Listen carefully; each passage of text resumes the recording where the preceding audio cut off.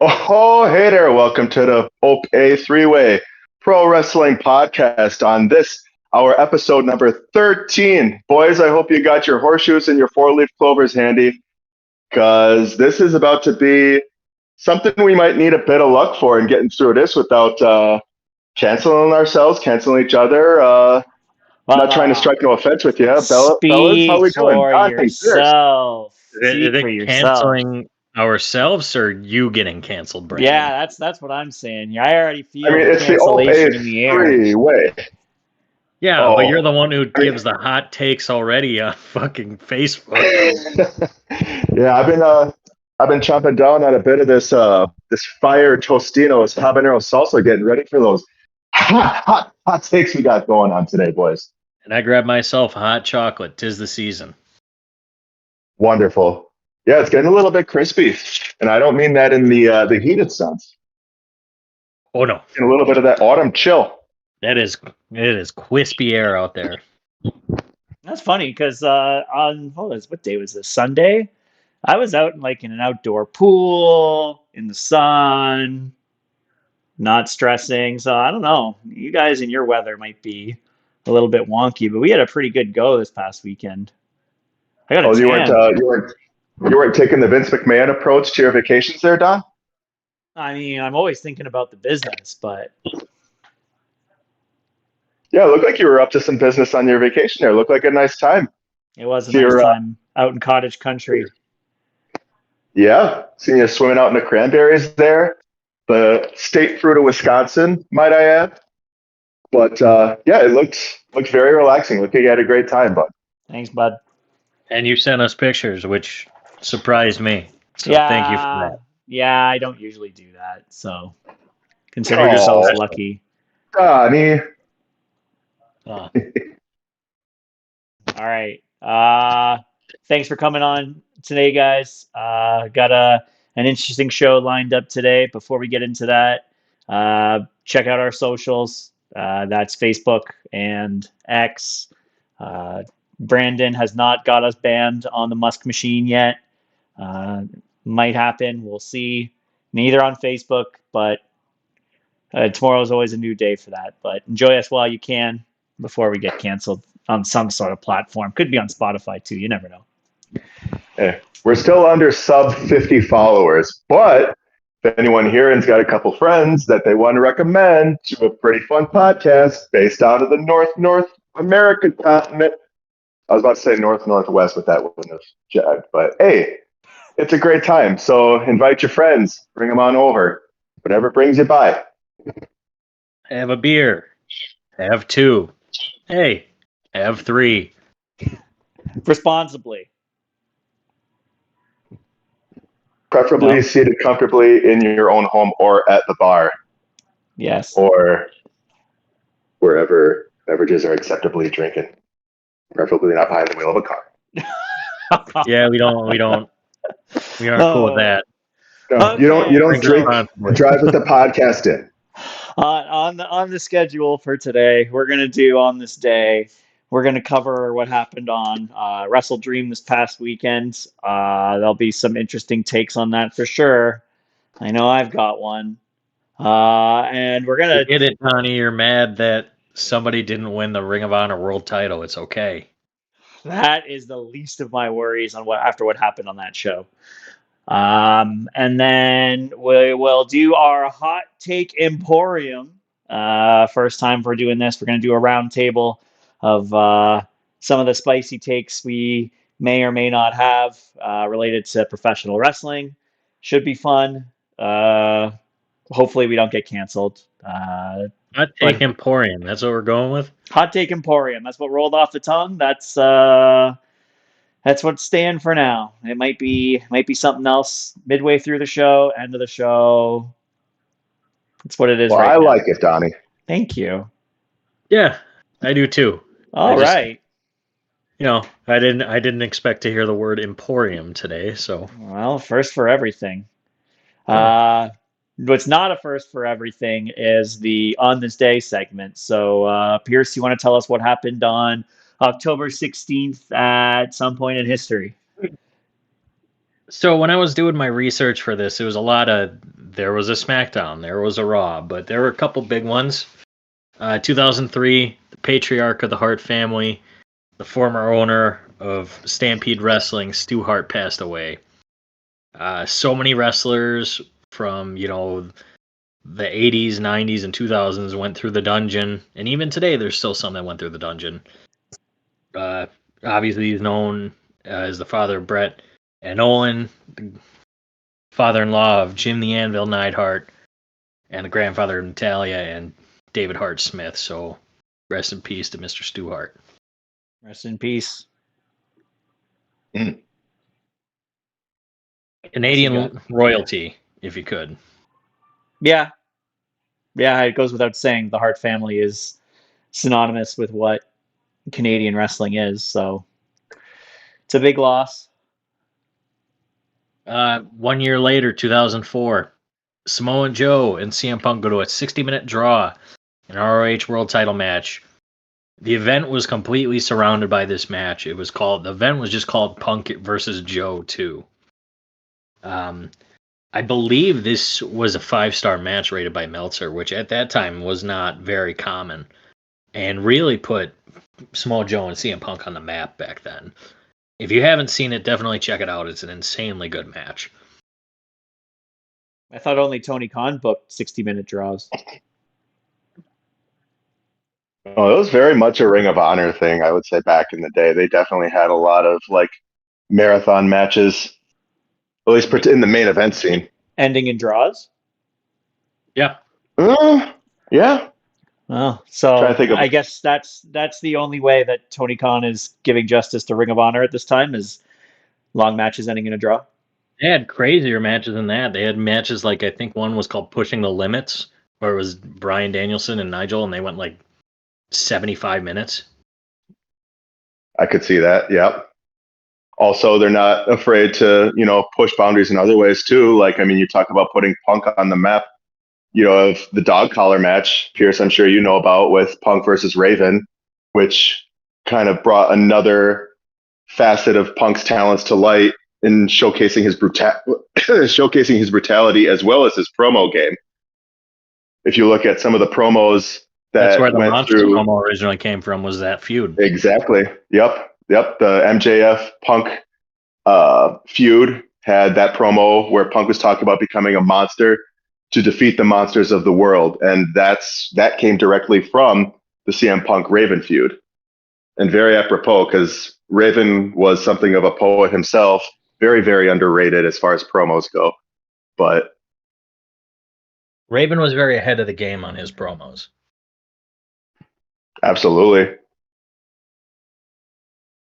But if we could jump ahead, we'll go ahead 14 years after that. SmackDown aired SmackDown 1000. Known really for the first seeds of Batista versus Triple H at WrestleMania 35 being sown there. Why did they do that on SmackDown? Why would they have a reunion on SmackDown? I thought that was very peculiar. That wasn't the Give Me What I Want one. That was on Raw, right? Yeah, that was Raw. Yeah, that was all-time Batista promo. Yeah, that was definitely one of the most meme-worthy things he's ever done, and Batista is surprisingly a very, very meme. Yeah, I never understood why because Evolution was antithetical to SmackDown. Evolution on Raw was like JBL and Eddie on SmackDown. You didn't have they're emblematic of their brands, right? I wouldn't have ever imagined JBL as world champion on Raw the same way I never would have imagined Evolution, running things on SmackDown with, Orton being the US champ, Triple H being the WWE, etc. Triple H didn't want to work Tuesdays, so this is true. It was likely straight from the wise man's mouth. Yeah, it was likely just a moment for them to have a big pop thing on the 1000th episode. It doesn't have to logistically make sense, but if they didn't have anything else bigger happening, they had to give the moment something. So it's remember what happened on SmackDown 1000. Blah. I mean, to their credit, they at least got half of the formula. Randy Orton and Batista were definitely very influential on SmackDown. Batista particularly, being the foil to John Cena on Raw. Right. It just, it's still weird to me. Also on the show, the New Day defeated the Bar to become the SmackDown Tag Champs. I wouldn't be surprised that was reign number 10 for them in total. And it's crazy that the New Day is still a thing today. And this was 6 years ago, and they were already, pretty long into their tenure as a group at that point. I mean, Yeah. if that's where they're best positioned, then no reason to mess with what's not broken, like the solo pushes for those guys. I mean, obviously Kofi had his, but um, it's hard. It's hard to give those guys consistent momentum for extended periods of time, and I mean a lot of that is because of Vince. But even now, like there's seeds being planted of a singles run, but we have no idea what the end result's going to be, if there's even going to be a split up, and even if they do split up, who knows if there'll be anything more than just mid card talent at this point. Xavier is not in the wrong with anything that's happened so far. Just want to say that. I mean, I he agree. did interfere with Kofi's match, causing him to lose. That's pretty wrong. Well, that one against Chad Gable a couple weeks ago. Okay, he's done one His thing. heart was in the right place. I mean, the execution was poor, but his heart was in the right place. Yeah, but they're not cheaters. That's true. Not anymore. Not for at least a decade or so. Yeah, like it's very not what New Day is, right? I mean, I don't want to spend too much time on the dynamics of the New Day, but I don't think it's as simple as saying he's right about everything, because I don't know if that he is. There's a number of things that I think he's done. Well, you think he's done nothing wrong when he got that quick pin off of Ray when he didn't have his mask on? It's a pretty cowardly move. A mask popped off. He took advantage. Yeah, but he's a coward. Okay. Well, I mean, he doesn't. I mean, continuing the match, you run the risk of Ray exposing his face, which is a big no-no in terms of lucha tradition. I mean, not like we, were all there when the filthy animals were a thing back in WCW. Or they like to hump people like the dogs that they were.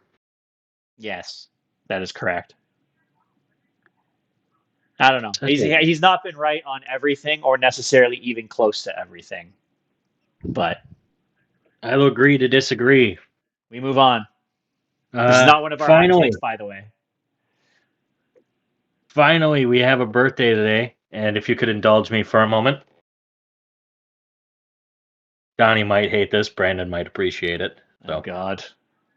Oh, hey. And now, he has held, frankly, an unbelievable amount of singles titles. He is a two-time Never Openweight six-man tag champion and a two-time KOD six-man tag team champion. He has the second longest reign of 346 days as AEW World Champion. He is a PWI Top 500 number one ranked wrestler, Wrestling Observer Wrestler of the Year, and Sports Illustrated Wrestler of the Year. While he sometimes uses the airport in North Carolina, his only go-to candy bar is always the Charleston Chew. He's weighing in at 224 pounds, and hopefully we'll see him wrestle again soon. He is Kenny Omega. Happy birthday to the Cleaner. God, Omega. Yeah, okay, so I've already got beef with this, and it has nothing to do with Kenny Omega. Happy birthday, Kenny. The best birthday machine. But, like, weren't you guys shitting on Justin Roberts a month or so ago on this podcast, and now you want to imitate him? Come on now. I want to imitate him because that's the one good thing he does, because he doesn't shill podcasts of people who paid good money to go to AEW. I'm just saying that's a very much an about face from the dialogue you guys had about Justin Roberts from your AEW live experience. I wouldn't necessarily go so far as to say we were shitting on him. I mean, were we relatively displeased? He didn't. I mean, is this where we test out the new soundboard feature in the chat here? How we have not got around to that yet. Shut up, Donnie. Have not got around to that yet. But at the same time, like, don't make me roll back the tape, because I'll do it. We'll spend 20 minutes digging it up. Do it. That intro is great. Justin Roberts as a person for not showing the podcast, not so great. I can have a nuanced feeling about a person, Donnie. Right. Not everything is black and white here, Donald. There's a little bit of gray there, Don. Nah, there isn't. Gonna disagree on that. Happy birthday, Kenny, though. Get well soon. He's another great Canadian, and you're just... I'm not saying Right. anything Let's bad not about overlook Kenny. that. How could you just completely overlook the greatest Canadian of the 21st century, Doc? And his birthday, the best birthday machine. A top 2 Canadian wrestler, and it's possible he's not 2. Okay, there's a lot wrong with a lot of that. So, like, I could go into an hour of that all being wrong, or we could just move on. I'd prefer the latter. I mean, we can always dedicate a podcast to this too, Don. We got an open. Well, actually, that is not happening. I mean, we can clear some schedule. Take the controls of the podcast yourself. I'll be a week off for me, and I will gladly take it.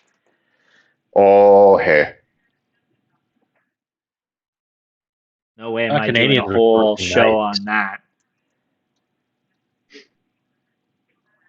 Are you sure you don't live in French Canada with this surrender attitude you got going there, Don?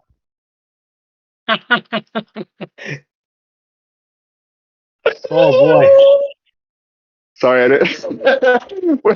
I'm sorry. All right, where's the mute button for him? Let's see. I think I'm going to give him a timeout. We haven't even gotten to the hot takes yet.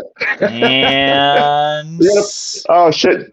We're going to put me in the penalty box? I might have to. Hey, maybe that's something we should get for this show, a little penalty box. Can I ask you guys a question, though? Yes, you Who may. better than Cage? Who better than Cage? Because that's the first match of AEW WrestleDream. It sure was. Did you guys see his interview that he did on like live TV or something as the champion? I want to see if I can find the quote for it, but oh man, I saw it earlier on today. About seeing a sign in the crowd that said "Who better than Cage," and him giving just a very nice, saying how much he appreciated it because it brought him back to meeting Chris Kanyon and made him remember his friend Chris Kanyon. Rest in peace, Kanyon. One of the most underrated wrestlers and good dudes in wrestling, from what I've heard. Yeah, crazy. I found out the other day they wanted to give him a try as Mortis back in when he was in the WWE there. They were talking about resurrecting that character from his WCW days. I didn't think it would be half bad because wasn't Mordecai around that same time? I feel like that would have been a pretty sweet little... It was on the WWE Vault, which is a very interesting YouTube channel to see. Oh, yeah. Come up. I think Mortis would have maybe not flourished, but he would have made a good, mid-card act back then. I mean, I think it would have definitely been a nice little bit of, if you want to even call it nostalgia from WCW, which would have only been dead, 2 years by that point? Maybe one? I'd like to just spit on the grave of WCW, Probably would have been buried by Kane. Worse than he was buried by Kane and Undertaker in that cage match. Yeah, nice little callback there. I mean, not so nice, but... We'll get into WrestleDream results. As mentioned, the first match that was on the show, we'll blast through some of these. Some of them we might talk about a little bit longer. But Brian Cage defeated Atlantis Jr. to become the ROH World Television Champion. On Good Day Sacramento, he was on this week. He promoted Collision, which is being taped tomorrow, according to this article from Fightful. And his comment regarding his championship win was, quote, "I'm the new television champion. I'm the king of TV. Yeah, king of TV. So I got to make my rounds, do my thing. I actually just this past pay-per-view WrestleDream up in Tacoma, and I've bringing it around to promote the shows we're having. All Elite Wrestling, AEW, is where the best wrestle, and clearly I'm one of the best because I got the gold. End quote. Who better? Riveting stuff there by Brian Cage. Probably about as Who riveting as the match was to open the show. I did not who watch. better? Brian Cage, I mean, he new put ROH World Television Champion. Does that move the needle anywhere on ROH TV? A little bit. uh, Cage is a name. He's been around forever. And I mean, draws a he's a lot more fun than wrestler. Atlantis Jr. He's a fun wrestler. It was a fun match. And I mean, people like, meat. Cage is a meat castle. Meat. He is a meaty boy. Meaty man. So good for Brian Cage. Good for Brian Cage. Next match, Anna Jay defeated Harley Cameron. The highlight of this match was the referee pinning Harley Cameron for Anna Jay to win. That ref tried to fuck on me. That was bad. Yeah, I agree. That really exposes the business. But to be happy it was just on the pre-show versus on the main show. But Still I don't got get is why captured for all to see, and it was clear as day. Right. It's there. It's there for posterity on YouTube too. No. Why didn't he do like how refs will like put their hand underneath the shoulder to see if it's slide there, it in like, to on the show ground? or Why just didn't he do communicate, just that? talk. I mean, the arena was probably pretty quiet for that match. It'd be pretty easy to communicate, like shoulders aren't down. But instead, we have the ref literally pinning Harley's shoulder to the mat so he could count to 3 for Anna Jay, which looked ridiculous.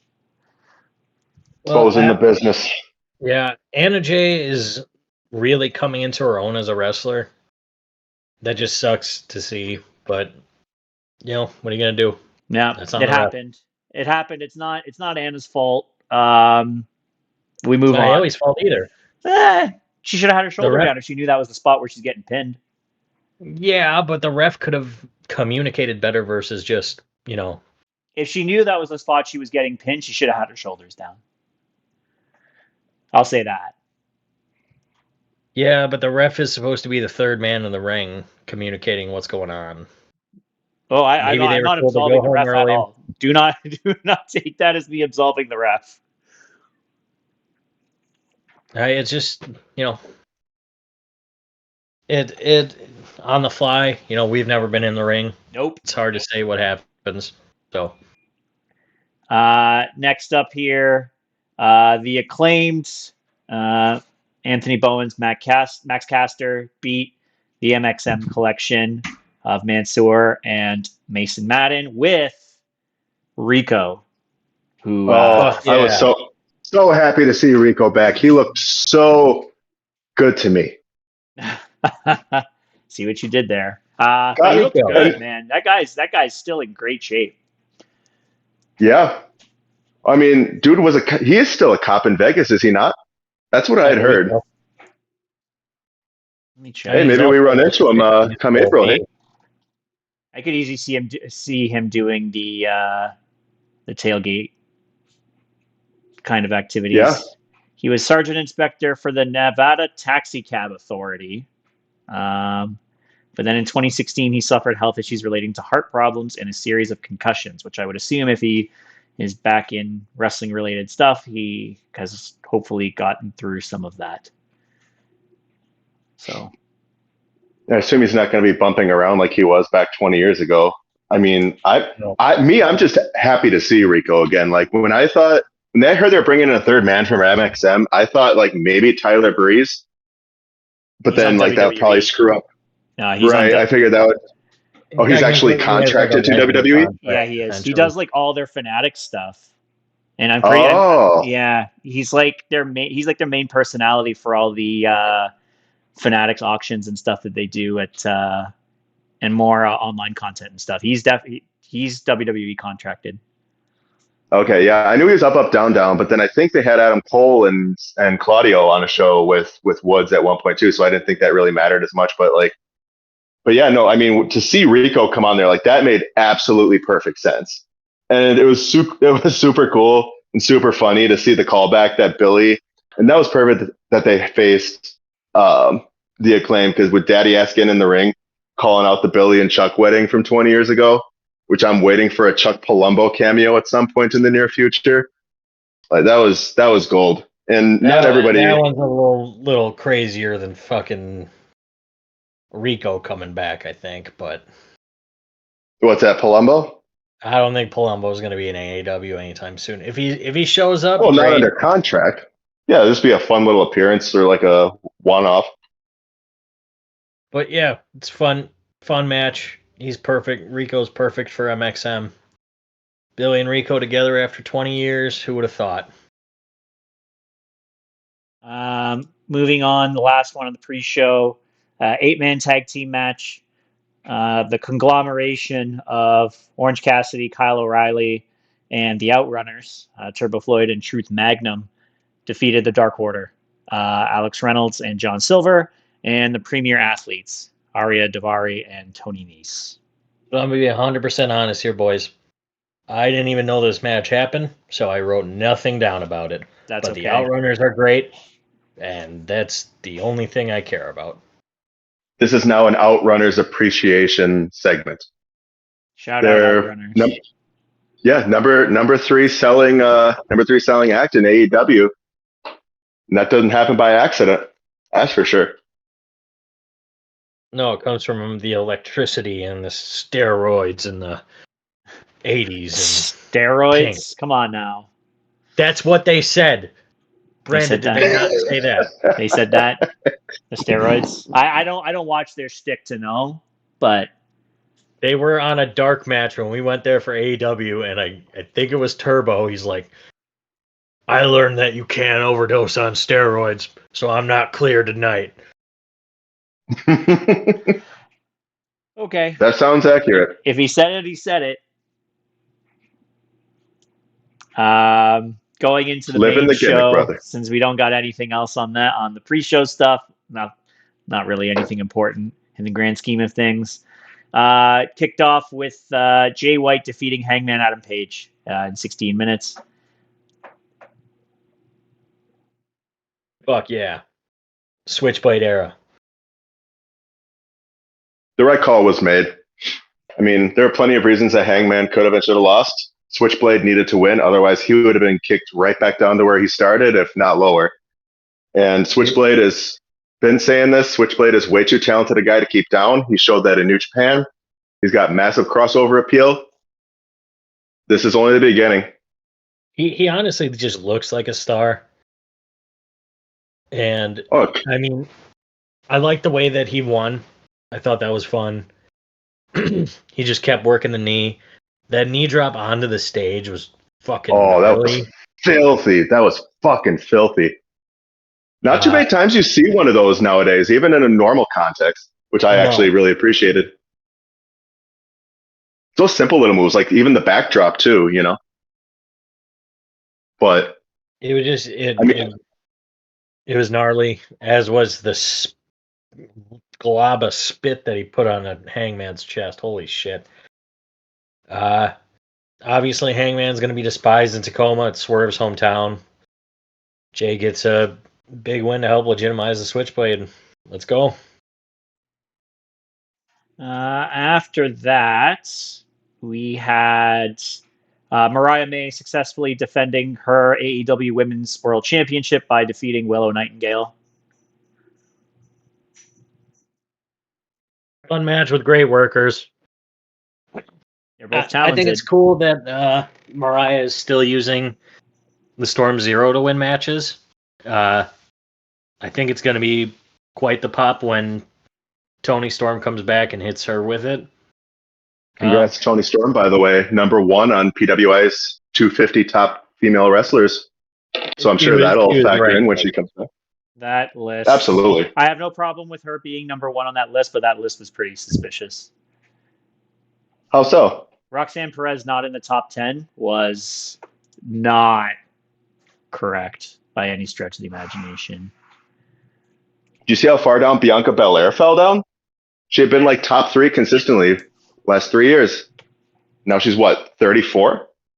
something like that. And I mean, I think part of that is just kind of like goes with the booking that she's kind of been experiencing. I know you've had some dialogue about that online. I did sneak my nose in there, but I don't think that a lot of this is just based off of booking related stuff. And so for her, I'm not surprised, but Roxanne Perez has put in quite solid work, and all throughout, from when she got her title reign, even before that, to now. I don't know when this exact list kind of ends, but to see some of the names that are on here ahead of her doesn't really make much sense to me.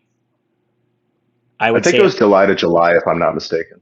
I would say at least half of these names should not be above Roxanne. And Roxanne was 11th, but like that was a big miss, I think, on the list as a whole. You Do we gotta happen to remember catch or that have any? July is completely kayfabe, and Sorry? NXT is developmental, so that might Sure, play but into like Athena's ahead of her, and ROH is not on the par of what NXT is. And I don't know if anybody had a great, even though like the booking was strong for her in the first half of the year. Um, I think it might have to be said Bailey didn't have the best year. Rhea Ripley, it's all character work for her. Her ring work was very, very debatable, and she was injured for a good portion of it too. So Mhm. I like Toni Storm as number one. I think Jordan Grace is a pretty solid number two. After that, uh, the list kind of falls apart for me. But Do we happen to catch where the two gals who were participating in this match ended up? I had to think Mariah May and Willow would be pretty high up there. They were 8 and 9, both ahead of Roxanne Perez. Huh. So, I mean, I could see Mariah. Mariah, I think, had a good hybrid of character work and in-ring work this last year. Mariah had a good And run. Willow's a star on the rise, for sure. Sure. Would I put her above Roxanne? Would I put her above Roxanne? Probably not. I mean, Roxanne had a very, very dominant year, even if she wasn't NXT, which I don't necessarily think matters because when you look at someone like, say, well, you said you were snooping around in the stuff. So, like, Lyra Valkyria, right? Ranking considerably ahead of Bianca Belair, even though most of that last year was spent and most of her notable accomplishments were taken in NXT. So, right. No, I just think it's very, I mean, it's interesting, right? It's subjective, and in some places it seems almost I don't like want to get too paradoxical, worked but by this. Don't get me wrong. It's just yeah, that was like an egregious takeaway that I had from it. Not as egregious of a takeaway as what Mariah May had from the post-match presser and the lack of questions that she had in that presser. Super uncomfortable for her. I do feel bad for her. People working those press shows, do your jobs better. That was embarrassing. oh, now she wants to take questions after she stormed off. No. Oh, come on. You talk about working. Talk about working. She's working the press over at All In. That's the biggest, one of the biggest shows of the year. And you would think after all that payoff that she got, that maybe she'd want to take one or two, even if she's just doing it in kayfabe. But like, you know, now all of a sudden she has a match with Willow at, you know, WrestleDream. It's her first. Granted, it's her first defense, so I guess you could base a lot of, you know, speculation off of that too, or a lot of commentary. But now you're going to suddenly just drop the act and be like, oh, what, you don't care about women's wrestling? I mean, we've had the same stuff happen in pressers that Roman Reigns has done, and people still are ready to ask Roman Reigns questions, even though he was quite he was working, you know, the room on those too, saying if you don't acknowledge me, I'm leaving, refusing to answer questions from people until they put their ones in the air. Like, come on. He still gets many questions. So let's not make it about that. Yeah, reporters just need to do a better job, or maybe they need to get better reporters. Maybe they need to bring us in. I will have questions for every single goddamn person they bring in there. This is totally not us shilling you guys to get us up on likes and follows so that we can get press passes, by the way. No, that's totally not not my intention. But if it works out that way, so be it. I mean, I certainly won't argue it. Our next match here, Jack Perry successfully defends the AEW TNT Championship by defeating Katsuyori Shibata. This is more about what happened after the match. Go on. I mean, it was a fine match. Weird ending with Shibata just not kicking out while having Perry in a choke. And then Perry decides to get a little overzealous and attack him, and Daniel Garcia came out to make the save, which makes sense. We've all been saying he should be next in line for TNT. And then the man, the myth, the legend, Hollywood movie superstar MJF comes out. Mm-hmm. Keep going. You run with it. You got it. You want me to run with it? Yeah, take it. Getting sucked into your world there, Pierce. MJF and Garcia get nose to nose. They're talking to each other. Perry sneaks back in, smacks Garcia with the title. MJF starts cutting a promo on the crowd. And Danny, in the middle of the promo, he starts punching him. That was pretty funny. He gives a dig to the Seattle Supersonics. And he pulls out the Dynamite Diamond Ring. He has it back. I'm sure it's just a new one, but no, he puts it on. He lines up. Got it from a pawn shop in Buffalo. Sure, yeah. If you want to kayfabe it, Donnie, it's okay. Yeah, I mean, reality, it was never there to begin with. But moving on. Puts it on his pinky. He gets ready to line up that shot, and it's all about the boom. Adam Cole, baby. Is it weird that Adam Cole is babyface and MJF's a heel again? Yes. Yes. Do I care? Yes. Not really. I care.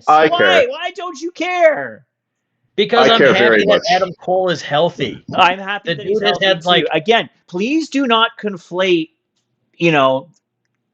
wrestlers letting themselves, getting healthy, being able to work as an alibi for shitty storytelling. I'm happy to see Adam Cole. Sure. I'm happy to see MJF. Sure. I'm happy to see Daniel Garcia. Sure. I'm not happy to see Jack Perry. Sure. All of that is fine. I get. You can still say the story doesn't make any sense.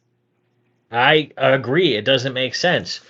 But at the same time, I'm just happy that, both of them are healthy. And I know where it's going to go. Adam Cole's cutting a promo on Dynamite tonight. That'll probably show what's going on in his mind. Maybe he gives an apology. Who knows what happens. Well, who's he got to apologize to? That's like... who is he apologizing to? For what? I don't know. MJF for stealing the mask and being a dick and deceiving him. Brandon, take this one. Go ahead. I mean, I'm going to be the non. I just want to say there, Don. You were getting on JD from NY levels on that level of fire on that one. I was like, whoop, whoop. I'm saying it's got to make sense. Make it make sense, man. We haven't even gotten to the hot takes on this. Oh my god. we are sizzling here. No, I and you and several other voices have chimed in on this one, saying this is absolutely contrary to good storytelling, and especially when it comes to like Adam Cole and MJF. That was a very, very hot angle.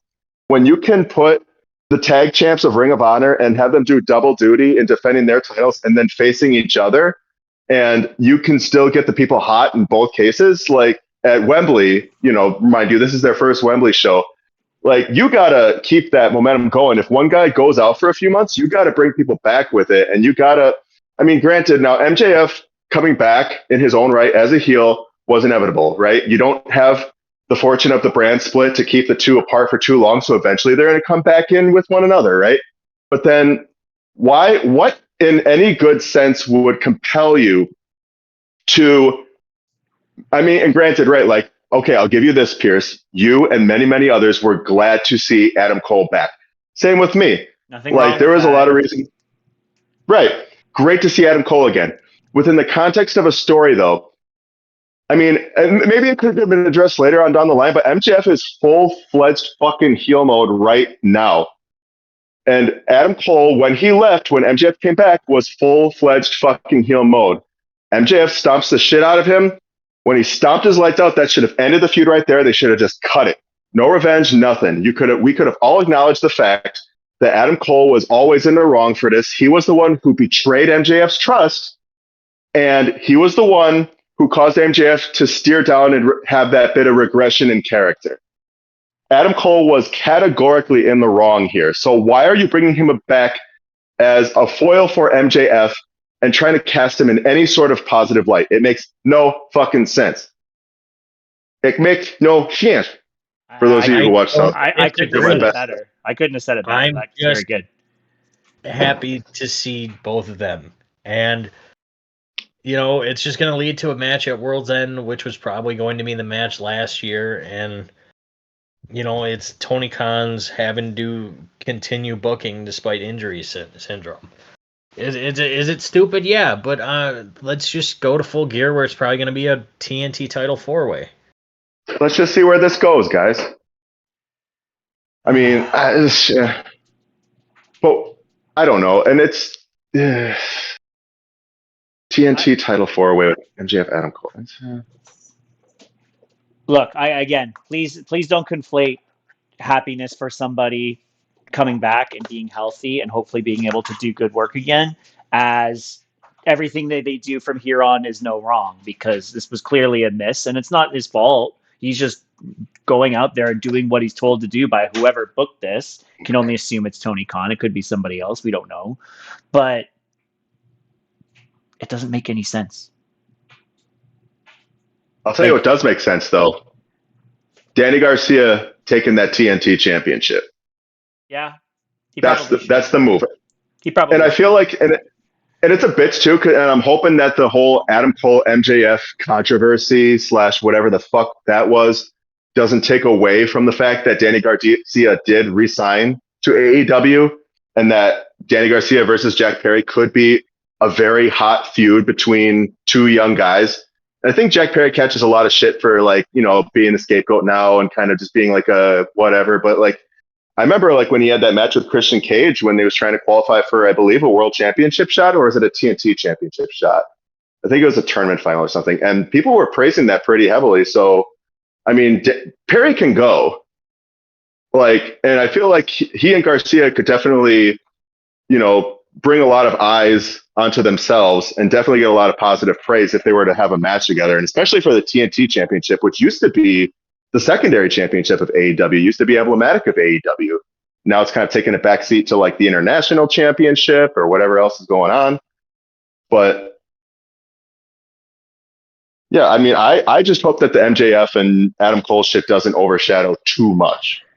I mean, I think they just have to be two standalone things at this point, right? Like, you're going to have your... I hope so. I don't know if the 4-way is the correct way to go. I mean, I know that's kind of where they've put it by all of them coming out at this point, but maybe there should just be a split between that, because yeah, sure, there is a connection between the 4 of them, but it's more like just a chain connection rather than them all being interrelated to each other. So I actually don't have that much of an issue with Jack Perry either, believe it or not. I don't mind what he's doing. It's not fantastic, it's not riveting, but I wouldn't say it's bad.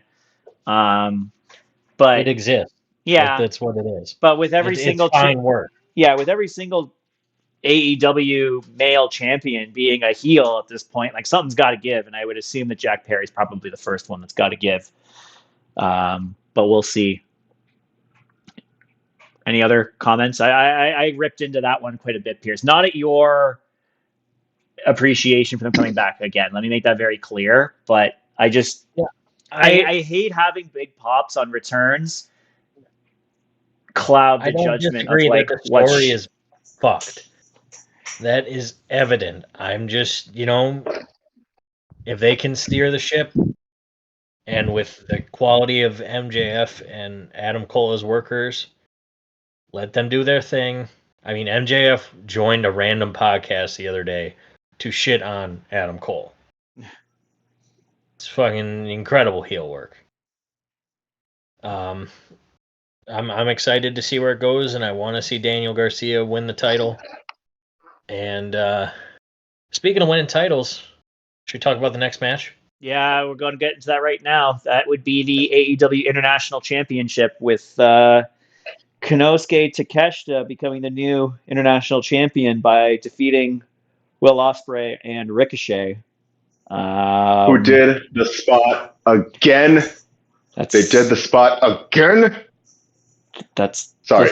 That's no, nothing wrong with that. Nothing wrong with that as far as I'm concerned. That's the thing that they're always going to do in their matches, and you got to give the people what they want, right? I never said I wanted it. I don't want it. I said this to somebody on Twitter. When it happened at Best of the Super Juniors 2016, I think it was everywhere, and rightfully so. And then they did it again. It's like, okay, that's cool, I guess. Then they did it again. You're like, all right, whatever. The only other time that spot was actually cool was when in WCPW, if you guys know what that is. Nope. Yep, what culture? They had a match between Ospreay and Ricochet, and they did the spot. Ospreay went back to hit the ropes, and the top rope fucking snapped. And is it the universe saying you should stop doing that? Maybe it was, but that was the only other time where it was like that was a noteworthy use of that spot. Well, it certainly hasn't stopped them from continuing to use it. Unfortunately. Despite that, this match, I would say, fucked. It was awesome. Well, it's three guys that are very talented in the ring, so you can't be surprised by that.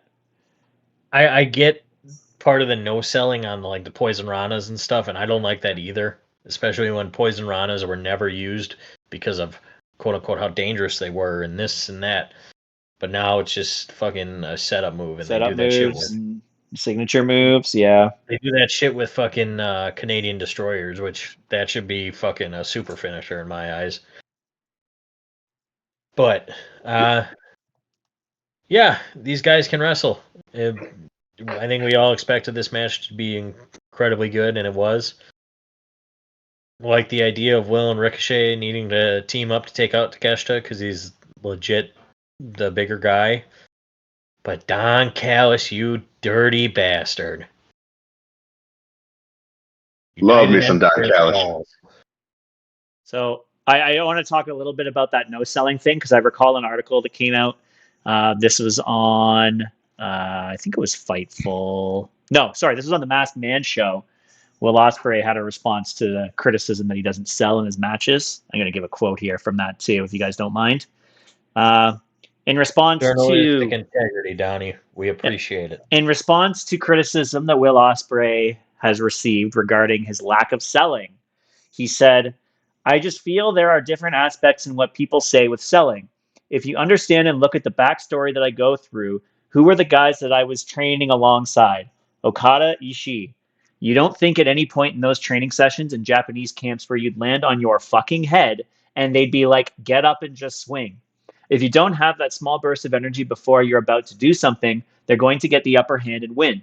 If people don't actually understand where I come from, think about this. Japan took a 22-year-old and taught him how to fight and fucking tortured me. They beat the fucking piss out of me. I got chopped so hard my eardrum burst. I say to all those people who say you don't know how to sell, you don't know the backstory. You don't know how I fucking got here. You've never been in a situation where you've been in a moment where if you don't put your fucking foot on the gas pedal, you die. To those people, I get where they're coming from. I understand. But if you pause your opinion for a second and take a wide look at the arena, they're standing up. You can't tell Picasso how to paint." End quote. End quote. That is a big fucking cop-out in my mind. That's bullshit. Like, come on, man. So, okay, if you're at the top of the card, you are never supposed to sell anymore. That's how I interpret that kind of feedback. I worked with great talent, therefore I never have to sell. And he wants to bring up Ishii as one of the guys who molded him. And let's be real here. Tomohiro Ishii doesn't have a fucking neck. You see that, man. He's a big walking fucking stove who suplexes you a bit. He's going to land on his neck. Ain't shit going to happen. Right. Ain't shit gonna happen to a man like that. Now, when you got a Will Does not Ospreay, have a neck. Holy shit! It's just head and shoulders. head, shoulders, knees, and toes, legit, Yep. Literally is with a stiff forearm here and there. But I mean, I come love on, like EC, though. He's awesome.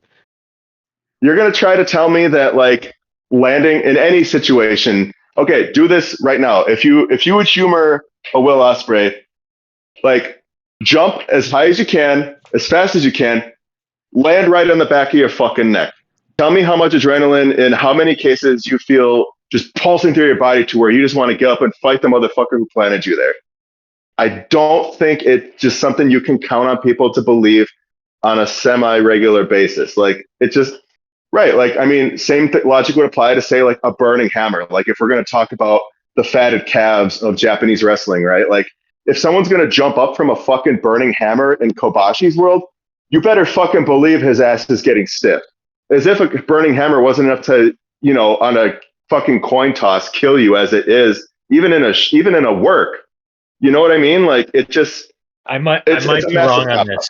I might be wrong, but I believe it is 7 matches, 7 wins with the Burning Hammer. He hit that, it's over. Yeah, you're fucking done. And why? Because he's dropping you on the back of your motherfucking neck.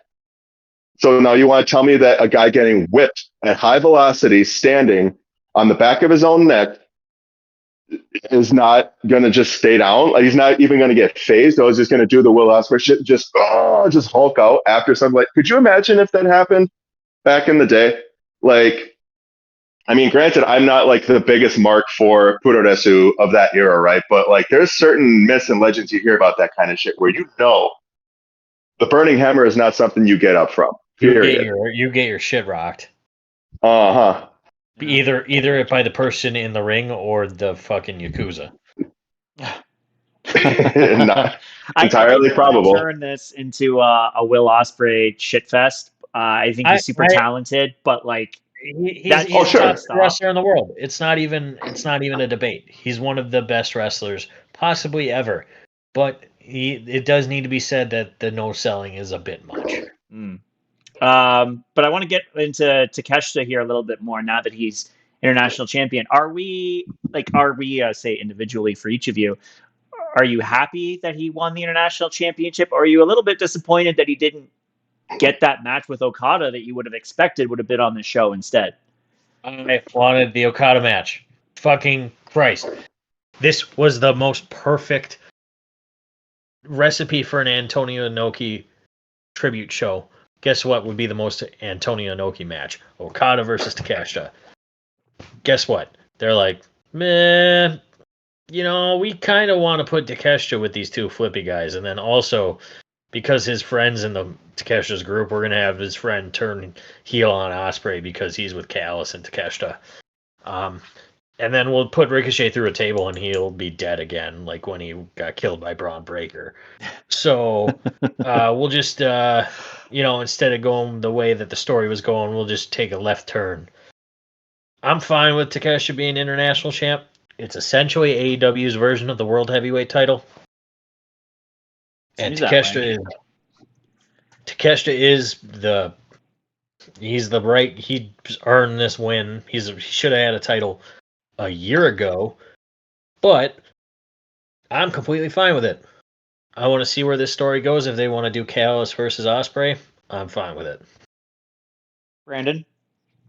Yeah, it's a decent enough consolation. Like you said, Pierce, I was completely in the same camp as you as far as this is what they were building for. They should have stuck to their guns. I don't know if Okada had some pull in that. I don't know if they were just not trying to have Takeshita go over Okada for fear that Okada would have nothing to do afterwards, except, maybe go after the AEW World Championship like, he should be instead of being stuck in this little holding pattern that he's in right now.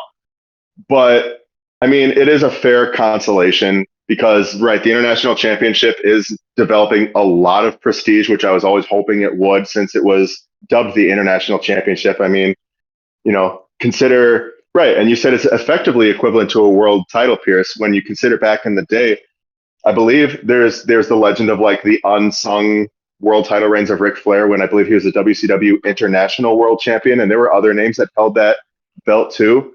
There's some weird little dispute with WCW and their title belts or whatever, but the International World Championship was considered legitimate, even though it's kind of like an outsider title, I guess, at the time. I'd have to do a little more research on it, but I thought the name was kind of a nice little tie to that. And I feel like it's in a way similar to like the New Japan or the IWGP Global Championship in New Japan Pro Wrestling, where, and Takeshita kind of alluded to this too, like, and I think this was kind of the point of the global versus the world title. And you're like, well, what's really different? So, like, the way that New Japan sees it is the IWGP World Heavyweight Championship is where the best come to Japan to vie for that championship and prove that they're the best, amongst the New Japan's elite, right?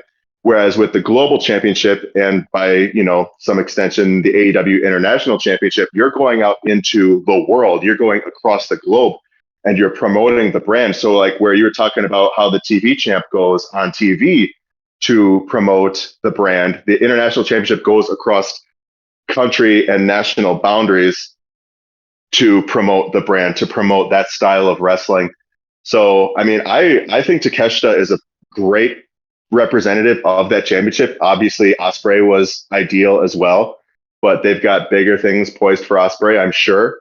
Not that I wouldn't have liked to see Ospreay be international champ for a little longer, but Takeshita in beating Ospreay and in also not having the match with Okada, which I also very much wanted, I think him winning the international championship was a fair consolation. And last thing, I don't want to spend too much time on these, but what does Ricochet do now? Whatever he wants. Oh, he wants to be champion. I bet. Doesn't really matter. Put him against Okada. I'd be fine with that. I want to see him flip into a Rainmaker and then die. Or take a Rainmaker and then flip and land on his feet with that 1,000-yard stare. Our next match was the 2 out of 3 falls match where Hologram defeated the Beast Mortos 2 falls to 1. I have 2 comments for this. Okay. 2 more than I do. Good lucha things. Okay. Because that's what this match was. It was good lucha things. I look up it was just really fun. Mm-hmm. God damn it, woo. Hologram is 15-0 and commentary keeps bringing it up. So he's Goldberg is what we're saying? That's not what I said. Let's check to see what JD from NY thinks about that statement. Oh man, he had some stuff to say too. Oh, I saw that clip where he's speculating that Hologram was what Tony Khan wanted to be as a wrestler when he was a kid. That was aggressive. Well, I believe Hologram actually was a brainchild of Tony Khan's, though. I think he's actually a Tony Khan original character. He's the first original character of AEW, in a sense. I I could certainly see why Tony would want to get behind that. Yeah, that was. I mean, I don't care.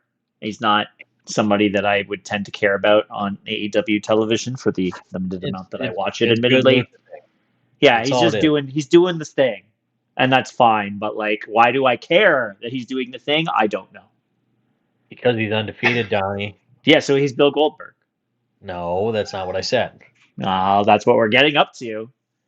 Tony Khan wants his new Bill Goldberg. He couldn't sign Bill Goldberg. I would assume Bill Goldberg's now on a WWE Legends contract. When Goldberg was fucking 15-0, and WCW was saying he was 75-0. So no, he's not Goldberg. He's also not winning his matches in 2.5 minutes. He's not even Jade Cargill yet, really. He's Hologram. He's there. Not even Asuka yet. And going to the next match here, guys. Darby Allin defeated Brody King. Fucking banger. Crazy spot with the stairs and an awesome finish. Both talented guys. They're both very talented guys. So unique. It's that like conundrum where it's like a guy that looks like Darby Allin should never beat a guy that looks like Brody King. But thank you for agreeing with you on that. I was also fine with how it kind of shaked out. Like, you have to take into the fact that Darby is a crackhead Yes, that is That's kind the of point. where I was going with. He's just someone who just doesn't feel pain and does whatever the fuck he wants, and eventually the other guy runs Because out of of gas. crack cocaine. Yes, Oh yeah. it's a hard sell, and it's certainly something that WWE would refrain from trying to do. But Darby is obviously destined for bigger things. We'll get into that in a little bit. Um, and Brody kind of had his number for over the last year and a half when they've had their on and off feuds. So I don't really have a problem with it. I wouldn't want to see Brody losing to every guy that's Darby Allin's size, but I don't think that's going to happen either. So I don't think there's too much to worry about there. Because Darby Allin, I think, is a very unique wrestler, you know? Like, he has such a unique look, and the way he wrestles and just doesn't take care of his body, it's like he's just very, like, there's not really anybody like Darby.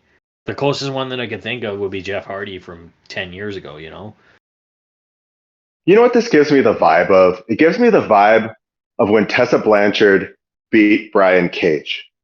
You know, it obviously shouldn't have happened because you figure like one person's kind of like on the rise and they got the smaller bit about them. And then, you know, the other one's bigger, obviously very, very talented. Like Brody King, people have been clamoring for him to stand on his own for a bit too. But in the end, it led to the smaller person who probably should have never won the fight going on to something bigger. So when we're talking about Darby Allin and his dynamic with John Moxley, who we'll talk about in a little bit as well, my thought is that that's what they're going for in this. They want to clearly communicate that Darby Allin is going to be next in line. My take on it. Yeah, I agree with that.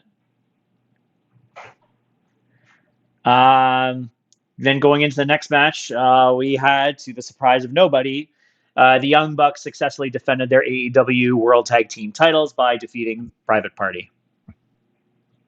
Oh, man. This reign was a big sucks. bummer. This reign fucking sucks. Well, you want to know what's even worse than that? You see that the Young Bucks are going back to New Japan, and the crowd went mild.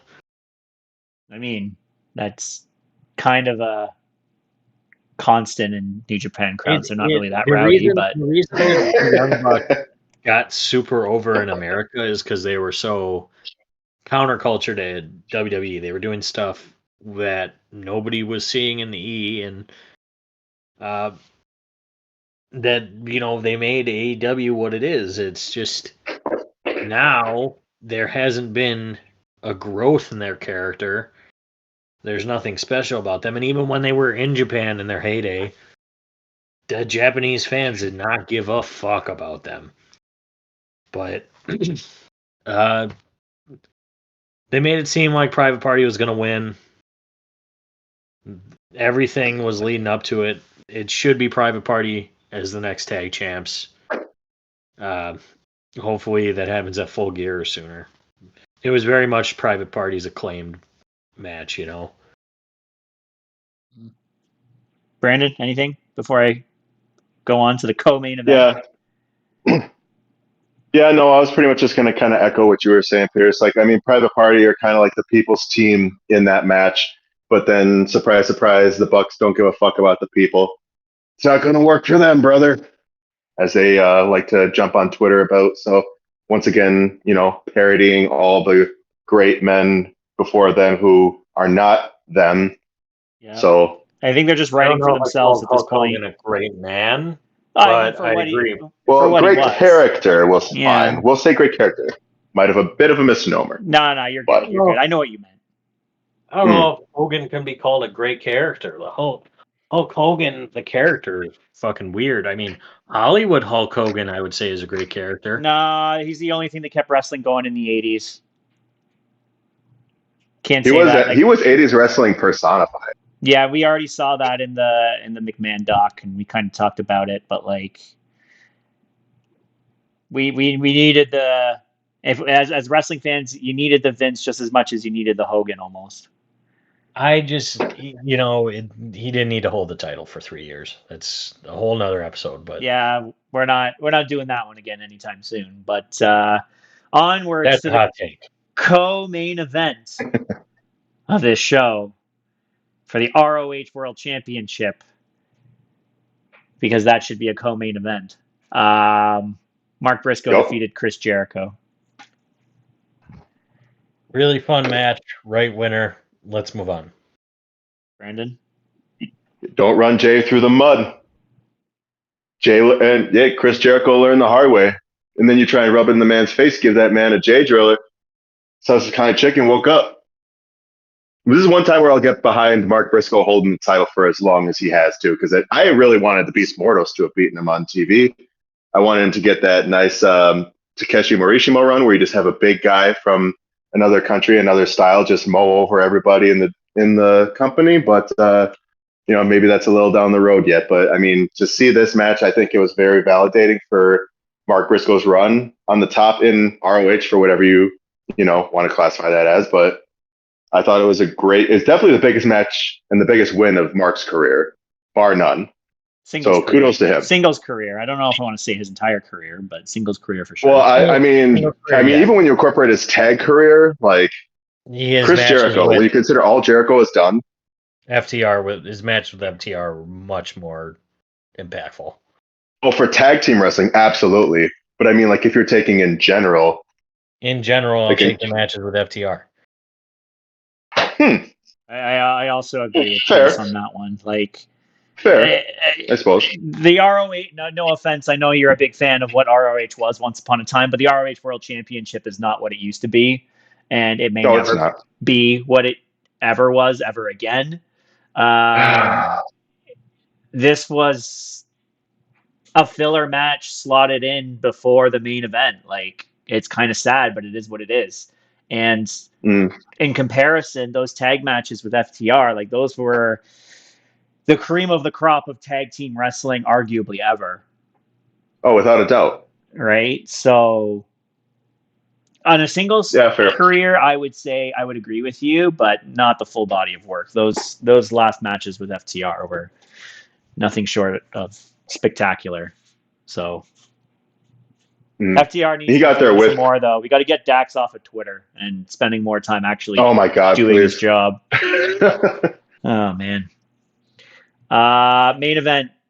We have a new AEW World Champion. Jon Moxley defeated Bryan Danielson.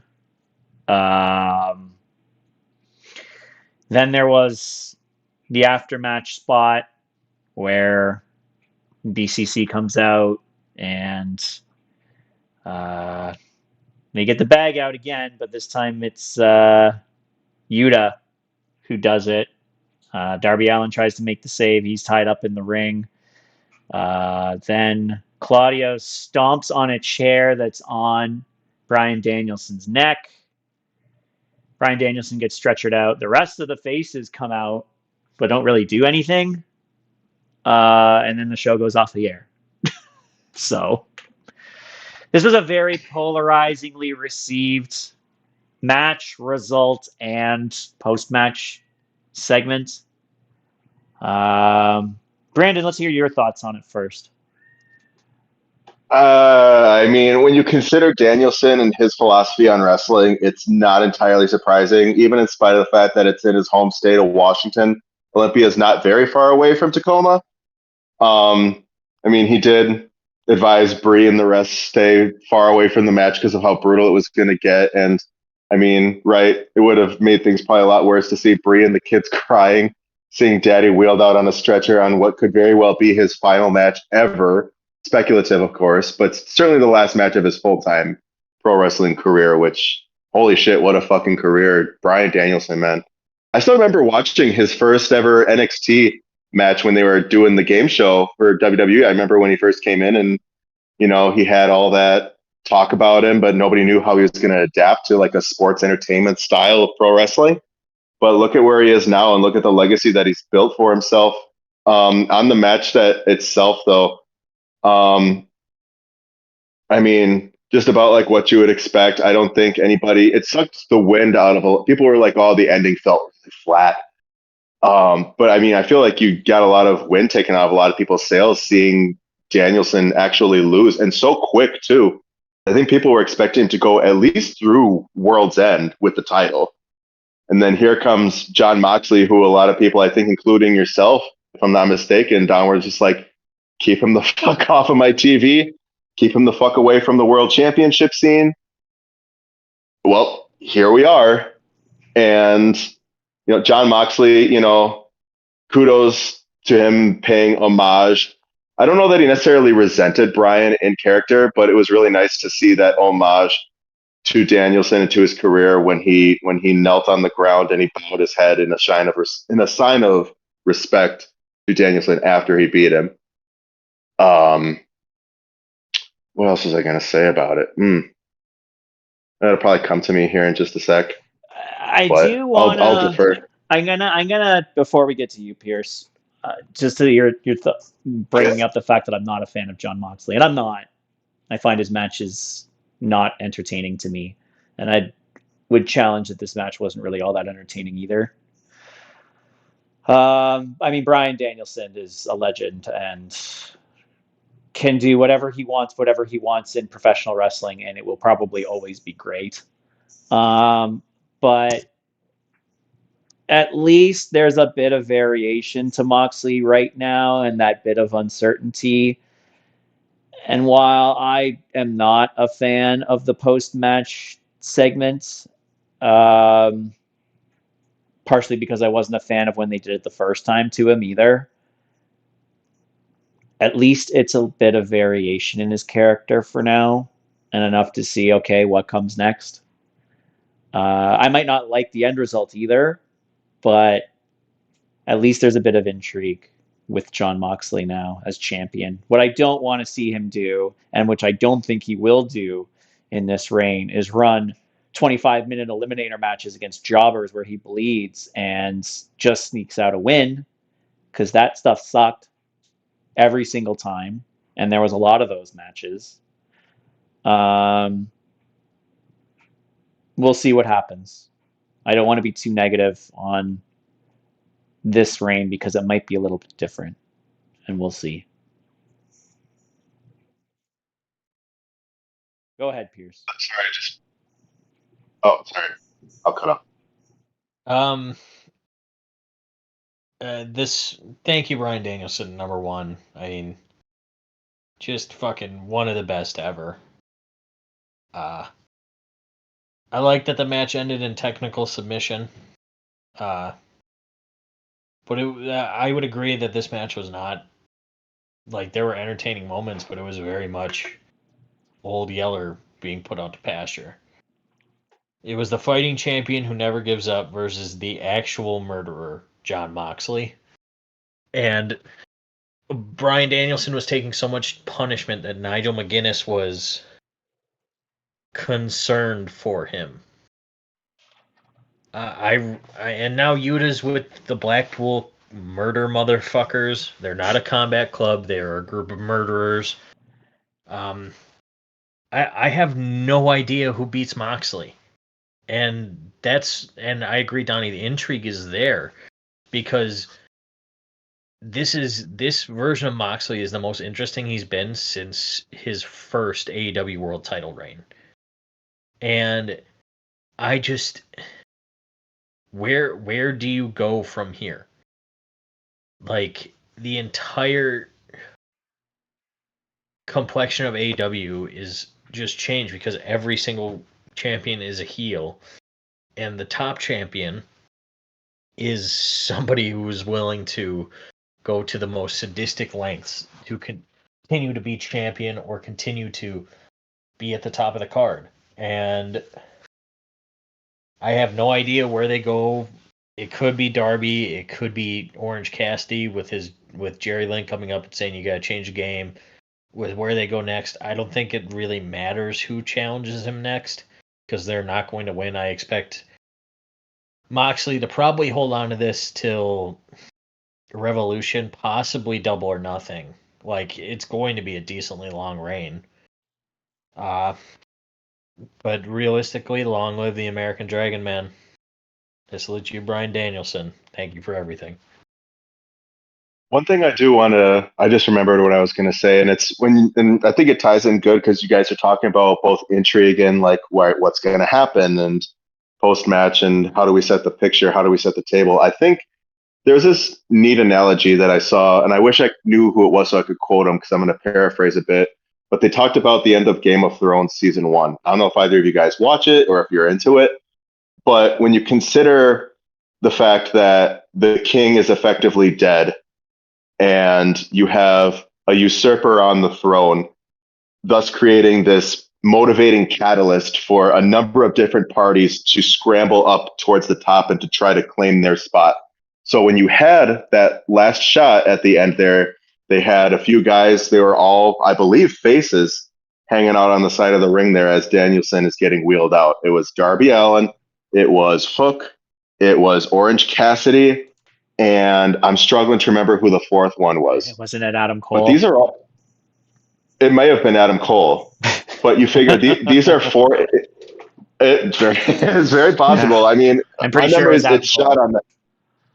So you figure these are four guys who are faces and can run contrast to most any of the singles male champions that are in AEW right now. So in a way, like after this, the events of this unfolding, you're kind of setting up this mad rush for gold that the faces are now going to be running. And I think you're going to have those four guys. I think there was an interesting bit of foreshadowing that you don't often see so subtly in an AEW presentation.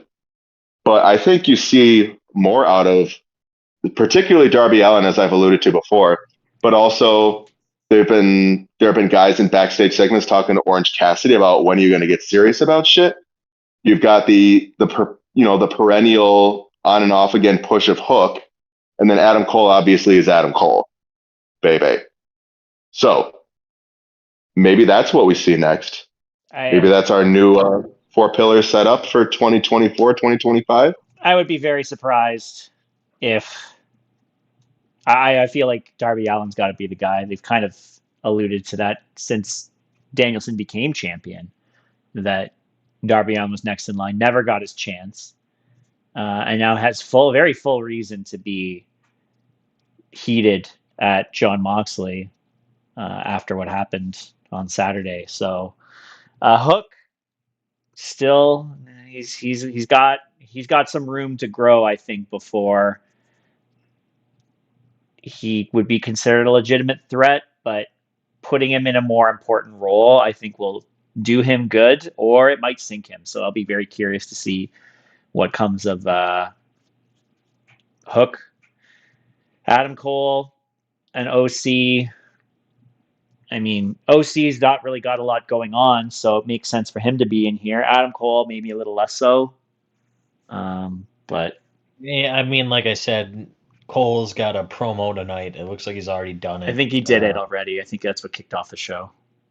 Him and MJF, even with how weird the story is, that's really where it needs to go. I mean, Moxley's first offense probably should be against just the baby face of baby faces, and realistically, the only option I think would be Orange Cassidy. I think they're going to leave Darby away from him just to build to that. Yeah, because that's going to be the person to beat him. He should be the person to beat them. And I don't think Moxley should have a very long title reign either. He's now, what is this, his fourth reign as AEW champion? Record setter. Yeah. He doesn't need to hold the title for a long time. But we'll see what happens. That is the show, though. Overall, there were some decent matches as usual for AEW. A little bit more storytelling, which is okay. And then there's still a fair amount of things that make you shake your head and wonder why. But that's kind of what happens on a 13-match card. So anything else you guys want to say in closing before we jump into our hot takes? We're already a fair amount into the show, so. Damn, 13 matches. Oh, man. Yeah, I didn't eat that habanero salsa for nothing. I just snorted the bomb hot sauce, so let's go. All right, hot take time. The Hot Take Emporium is now open. What we've decided to do for this segment, so everybody knows, is we're going to go over some hot takes that we have associated to pro wrestling. We kind of talked about this a little bit. Didn't want to lead people too much into stuff, but we kind of all agreed we want to have a little bit of variety in our takes here, not be so much on one thing. And we don't want to just be turning into a shit fest where we just like say this person sucks, this person's overrated, this person's bad, whatever, whatever. So we're going to try and avoid that where we can. But disclaimer, these are our opinions, and yes, opinions can be kind of weird. Yeah, this is not fact. This is not predictions. This is just our opinions on some stuff. And if you have issues with it, comment them on Facebook, on X, on Spotify. And if you want to blame Brandon for it, for his weird opinions that I'm sure are coming, like he puts on Facebook, go right ahead. And I think without further ado, on paper. I think without further ado, we're not hearing all 26 of Brandon's takes today. Brandon, you got to pick 5, otherwise we'll be here all night. But you can start with one, and we'll go around the room, so to speak, the virtual room here. Pick one that you'd like to share with the group. Me? Yes. Get us started hot, nice and hot. Well, all right. So I think that in spite of how they were trying to build Hell in a Cell with Drew McIntyre and CM Punk and all that was going behind that match, I thought that the all-out cage match between Hangman and Swerve was not only better, I thought it was more brutal, and I also thought it was more worthy of a 5-star rating than what Meltzer had given it. Meltzer gave it a 4.5. It was almost there, but not quite. And I thought it lived up to the expectation of Hell in a Cell more than the actual Hell in a Cell match did. I thought both rivalries had equal, and they were. I just thought All Out's steel cage match between Hangman and Swerve was more on the brutal side than Punk and McIntyre. And I thought it had more elements of what you would expect a brutal match to be. I thought it was more balls to the wall. Like there weren't a lot of like, I guess, quote unquote, stupid spots like Drew setting up Punk, by a set of steel steps after pouring beads on him. And then Claymore missed. Oh, my back. There's none of that. None of that in the All Out match, which I appreciated because I feel like the WWE trope with like hubris catching the heels at the end of the day kind of played out. Like I've said it before, I thought McIntyre should have destroyed Punk in that match. If you were took on like realistic terms, but at the end of the day, right, Punk's the one who's moving the merch and selling the tickets and has the intrigue behind him at this point. But to my original point, I thought that the all-out cage match was not only better and more brutal, but more deserving of a 5-star rating than the Hell in a Cell match between Drew and Punk. Pierce, would you like to go first, or should I? I'll go first. I don't have much to go off of on it. I will agree it is more brutal. I don't think that should be a surprise. AEW's content in general is more brutal, so that shouldn't be surprising. I will agree that it deserved a 5-star rating. As a match, though, I think it's a harder rewatch. Like you could rewatch Punk McIntyre back and you'd be like, damn, that match was great. You could I don't know if anybody's going to be rewatching Hangman Swerve because of the last 2 minutes. Like that's a match you watch once and you're like, damn, that was fucking nuts. And then you're like, I don't know if I want to see that again. I don't know if that's fair. I've watched back Undertaker versus Mankind Hell in a Cell many times. And that's fucking disgusting. Just saying. Devil's advocate on that one. But I don't really like getting into so much dialogue on Dave Meltzer's opinion on what should be a 5-star and shouldn't be a 5-star match, because I think he's very hypocritical in his own evaluation criteria. That said, I do think that there were elements of that match that were better, and there were elements of that match that weren't as good. Does that make one clearly better than the other? I don't know. if that's necessarily true. There were more spots in the Swerve Hangman match that I didn't like, but that's more just due to the gratuitousness of it. I think the cinder block and the needle spot were both not necessary, but difference of opinion. See, I don't let that I'd say get they into were. my. You think they were necessary? I think they were fitting for what the feud had built to by that point.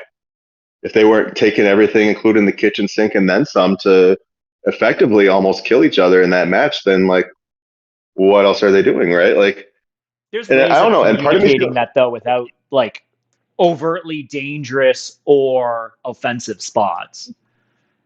And I like think that's power where bombing someone onto a cinder block. Yeah, that was rough. That was very tough to watch. that's what I But at mean, the same right? time, you're like, I get it. I don't think risking safety of the performer is worth the thrill of the gratuitousness of the spot. But I am more PG than you in that regard. So different strokes for different Fair. folks. I'll go next, I guess. I think the I disagree. current. Sorry. I'm just, preliminarily disagreeing with you. Sure. I know you're going to disagree with this one. I know you're going to disagree with this one. So I'm glad that you said that. The current iteration of NXT is the best that it's ever been and will do much more for the wrestling landscape than NXT ever had in the past. Okay. I I think, disagree with half of that. yeah, I know you do because you're an indie mark and love the black and gold. But Black and Gold was legit special. NXT should have always been a developmental show, not a pet project for a guy that wishes he was running the main roster. And the current work that Shawn Michaels is putting out in NXT and the character and talent development that that man is getting through smart recruitment on both NIL contracts, open sessions at large events, and now once again diving into the indies when possible to pick up relevant talent.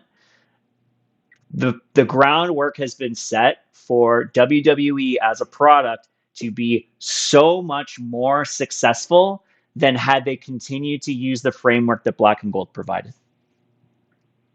That women's division, that women's roster is a machine. They get new talent on that show almost every damn week. And that women's roster is going to be stacked in about 5 years because of all the work that's being done to actually develop new stars in NXT. That's what NXT should have always been, and they're going to reap the rewards for that big time down the road. Go ahead. Yeah, I will agree that it is set up better as a developmental, but like I said, Black and Gold NXT, the shows, the builds, the stories, you had one of the best factions of all time in Undisputed Era, one of the best stories of all time in Gargano Ciampa. The reason it wasn't set up for success is because you had a fucking senile predator running a show when he should have been gone 10 years ago. Can you imagine if somebody, that could use these characters like Triple H or even a Shawn Michaels is running main roster creative in 2016, 17, 18, 19, 20, 21 until 2022, and you have guys like Keith Lee, you have guys like Aleister Black, Ricochet, the now renamed War Raiders coming up. Instead, they're just be like, what would sound great, pal? If you were Vikings, because you look like Vikings, and you're now the Viking Raiders. It's just, I agree it is set up for more success for the future. I understand where you're coming from on that, but I'm going to counter with saying how long has Triple H been in charge for, and who is being successful out of that Black and Gold era on current television?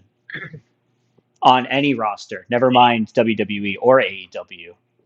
I would say the answer to that question is few to none. Johnny Gargano, Tommaso Ciampa, not doing much. Shayna Baszler, nope. Asuka, unfortunately, she's injured. Hope she gets better soon. Who else were mainstays on Black and Gold? Keith Lee, again, hope he gets better soon. Yeah. Aleister Black, that faction's been a joke. Like, I don't know if I call them a joke. They're just very they've much. never been taken seriously to the point they had one trios run that ended very unsanctimoniously and have been wallowing at mid card or worse since then. But Malachi Black is the catalyst for one of the greatest promos of all time with Arn Anderson's Glock. Did you take that into consideration, Donnie? I didn't, and I still won't. Then you're just wrong. I'm just challenging you on the fact that, like, you could say the Black and Gold was great, but what are those people doing now? And Vince has been out of the picture for how long? I get it. I just, with how hot they were coming out of NXT, think of Bobby Roode and Shinsuke Nakamura is like the two biggest examples I could give you.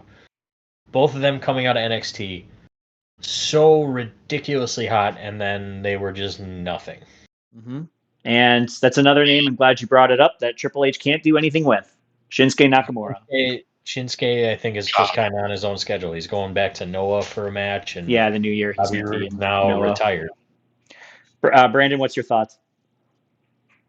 I hear a lot of good on both sides of this. I mean, to your point, I absolutely agree, Don. Like, I feel like, and it'll lead into a point that I'm going to make when it comes to around to my turn again. But to focus on your point, right? What have and Pierce, I agree with what you're saying. Like, what they did in Black and Gold was very unique, and it was very good. It was like, right, like, it was like Triple H took all of the best people, men and women from the indie scene, and they gave them WWE production and WWE story. Well, maybe not WWE storytelling, Triple H style storytelling, kind of a precursor to what we have now, right? But how has the success in Black and Gold NXT translated to the main roster for the vast majority of people who graduated from that system? The probably arguably one of the most successful example I could think of would probably be Bianca Belair.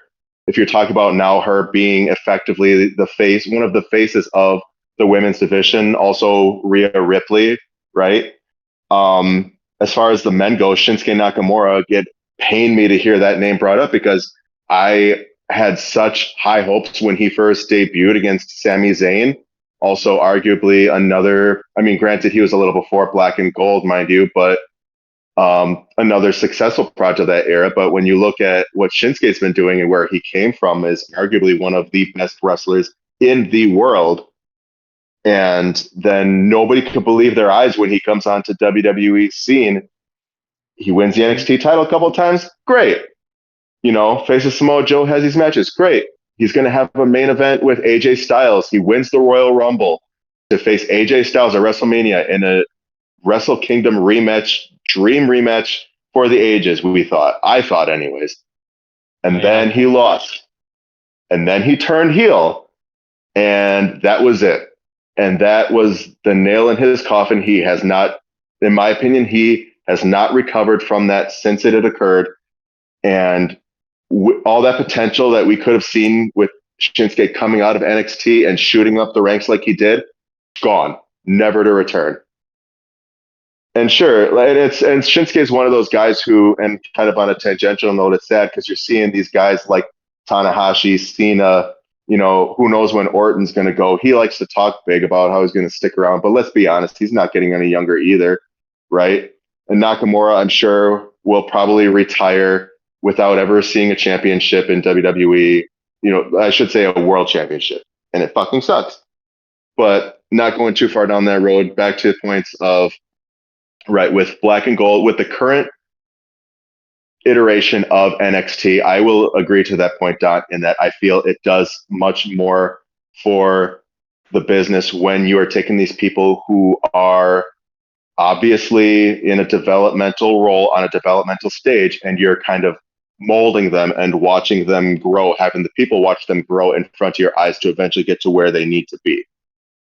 Like, when you're blowing your load with Gargano and Ciampa on a perpetual, never-ending NXT feud, I feel like that kind of shows that maybe he never really had any confidence for them to manifest anything on the main roster, and that this was the best that they were going to do. Maybe I'm wrong. They're still, very active in their careers. They still got time on the clock, but I mean, do you think that, right, Pierce, do you think that the best is yet to come for guys like Gargano and Ciampa? I mean, it's very possible. It's hard to say. It's just, nobody knows what's going to happen. And right now, with how hot WWE and NXT are, I'm excited for what's next. All right, Pierce, what do you got for us?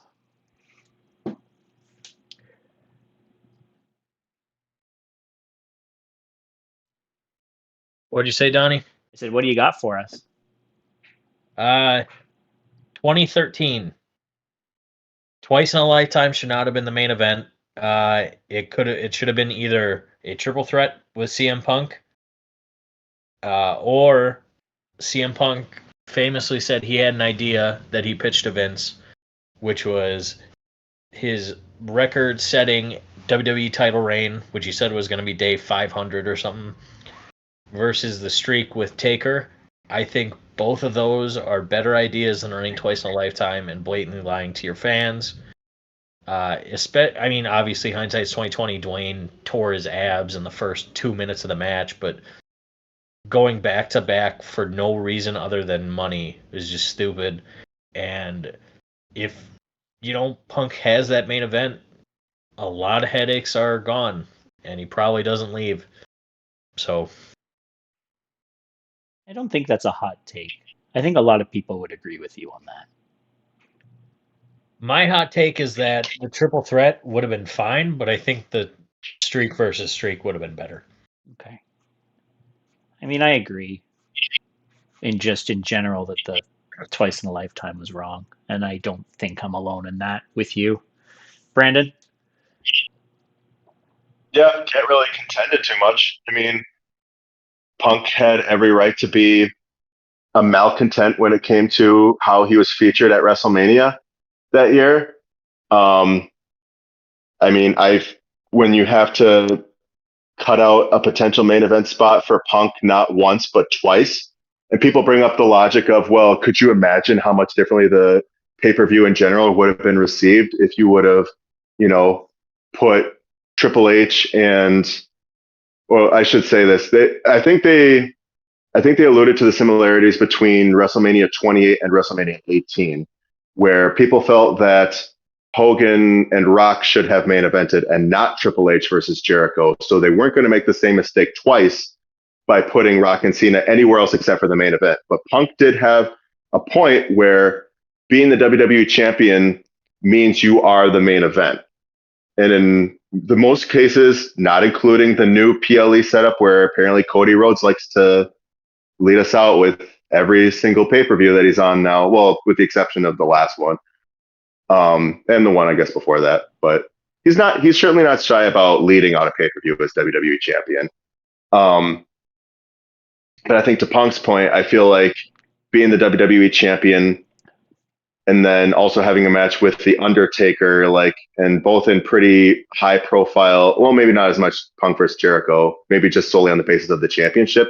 But Punk was really fucking with Taker a lot leading up to their match, more so than I think Taker has ever been fucked with in a Mania match. So, especially when you were on the heels of Paul Bear's death and everything associated with that, that being said, when you're running Punk and Cena twice and you still have Cena, or what I say, you have Rock and Cena going on twice, and then you have Rock and Cena main eventing WrestleMania again over Punk, I can see how that would stick in his craw. So I guess in short, I'm agreeing with you there. I Not watched hot enough of a take for all of us to agree with you. Sorry. Well, you want a hotter take? Do you want me to go? Well, we'll get back to you, but I'll let you finish what you were going to say before I cut you I off. watched the No Contest Wrestling podcast O'Shea Jackson's new podcast. CM Punk was on the first episode.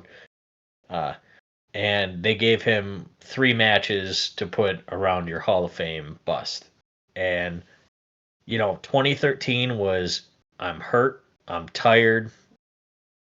Don't think he was working with children at this point in time. Well, I mean, he could have been. He probably felt he was. But the 3 matches he picked were him versus Cena on Raw in 2013, him versus The Undertaker at 29, and him versus Brock at SummerSlam that year. So that dude, with the biggest chip on his shoulder of not getting the main event, not getting nearly the respect he deserved, even at his position in the company, and he's just going out and having the best fucking year of his career. Okay. Yeah. It's hard to argue with that. And it's hard to argue with a lot of the stuff you said. Therefore, your take was not hot enough. Chilly over here. Brandon, you're up next. So I guess tying it back to the point that I had made earlier, talking about how the current brand of NXT is developing new stars in a very effective way. I feel like you're looking at a new John Cena figure when he translates to the main roster in Trick Williams.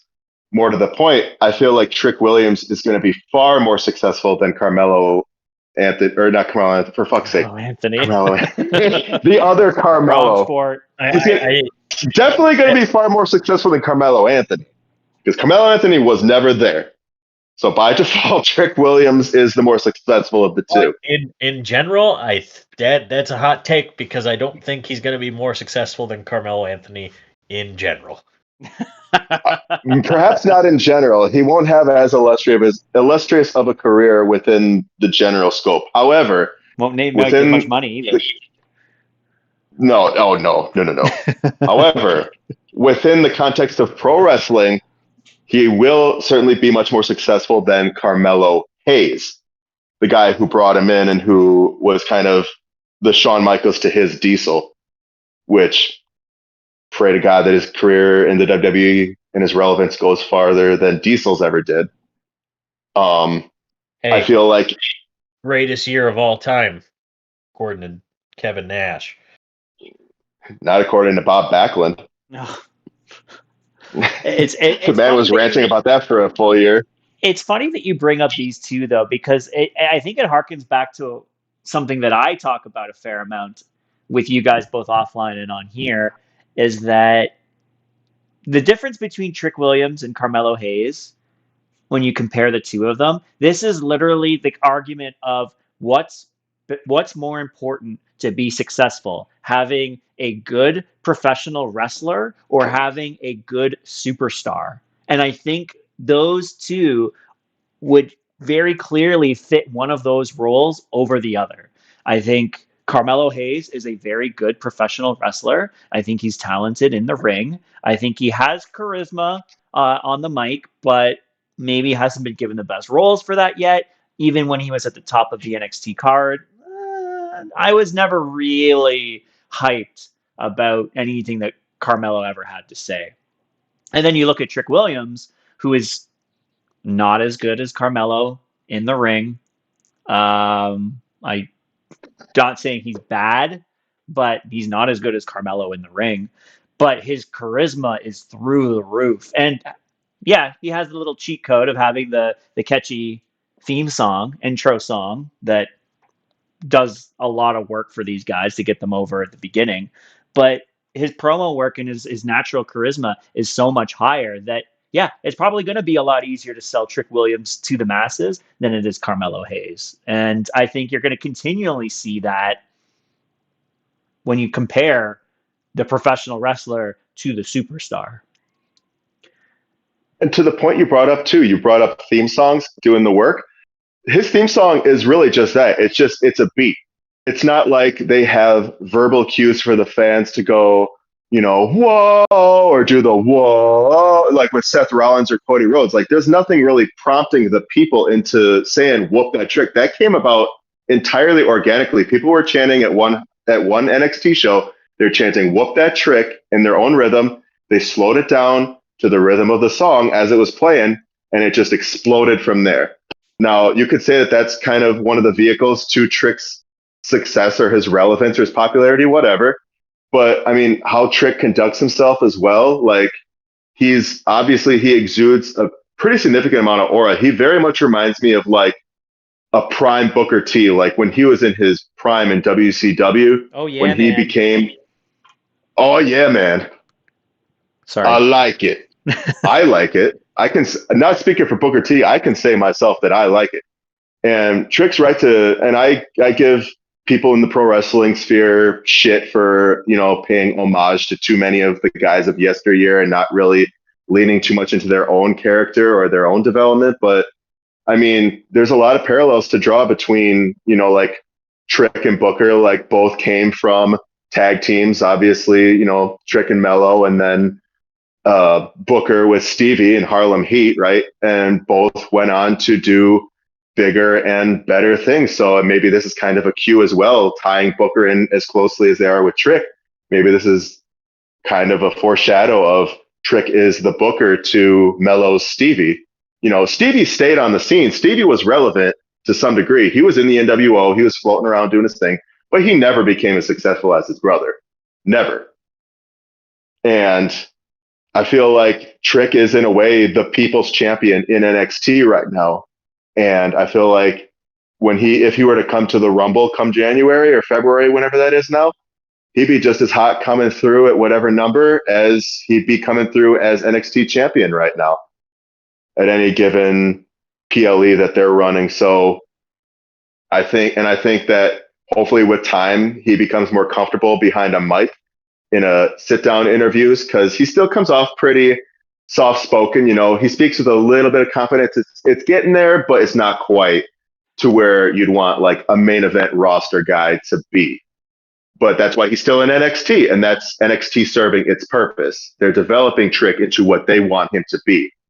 And I see him getting there. I see him being, like I said, I see him being John Cena levels in time of over. He's definitely going to be one of their top guys for a very, very long time. Pierce? No, I agree. I mean, he's ridiculously charismatic. It's simple to see he's going to be a star. Not hot enough, Brandon. So how do we feel he's going to stack compared to Mello? I guess to be more on point, do we think that he's going to be more over than Mello to the point where we just forget about him? I don't think we'll necessarily. necessarily. That's kind of where that's where I see it going. It's going to be WWE to World Heavyweight. That's what it's going to be. So like Benoit and Eddie, kind of. Exactly. Or even like Punk and Bryan, because I think that was kind of a little thing we had there for a minute too. Carmelo Hayes Maybe is extremely talented as well, but they're different. He doesn't have the physical charisma of Trick Williams. It's Shawn Michaels to Bret Hart, right? Like one is better in the ring, one is better on the mic. They could both end up having very good careers. I think Mello is probably good enough and capable enough to adapt and become more relevant. And I think that comes with time. It's pretty difficult to come in from the NXT roster and have that same level of impact right away. It's difficult because you can't just be immediately typed into that role. Braun Breakers and Gunther are probably a couple outliers. And even like Gunther had to beat a whole bunch of mid-carders, right, in order to do it. And his IC reign, which was an all-time IC reign, obviously, but the greatest reign of all time. Tying back to Black and Gold too, you talk about the difficulty of translation. Andrade, who they're feuding with Mello right now, are they having great matches together? Sure. Do they both have a certain factor to them? Absolutely. But did they make the PLE? Did they make Bad Blood to finish their series, which people are, here and there acclaiming? No.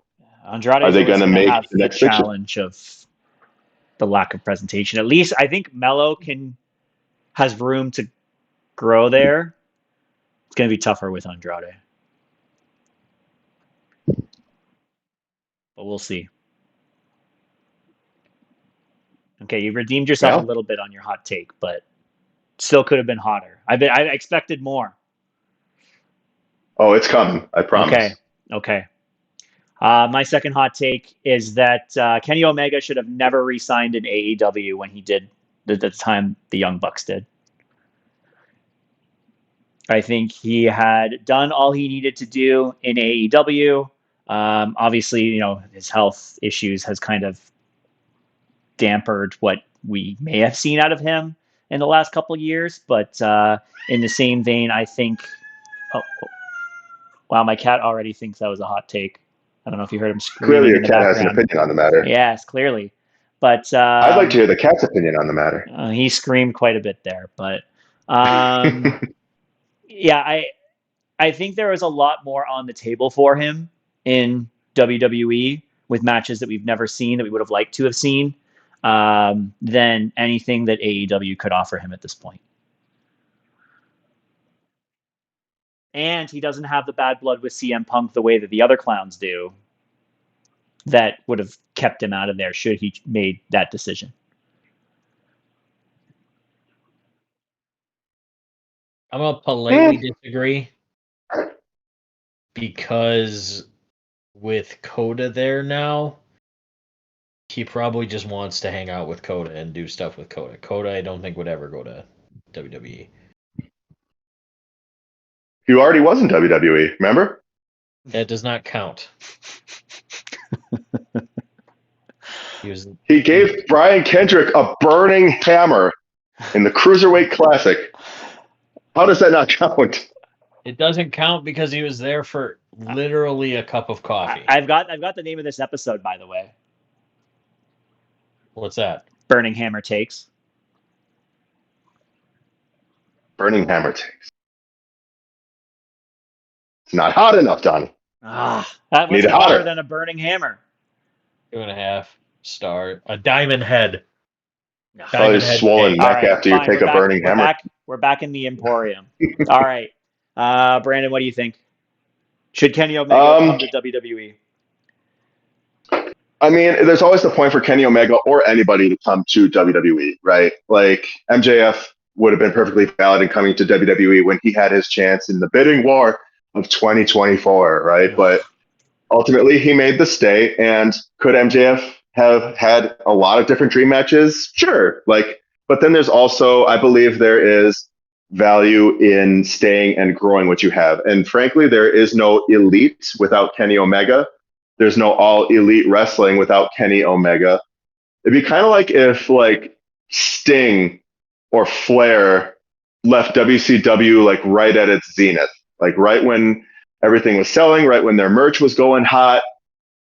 In the case of Sting, you're the heart and soul of WCW, right? Or the screaming conscious or whatever he happened to be. In the same way, I feel like that's true of Kenny Omega.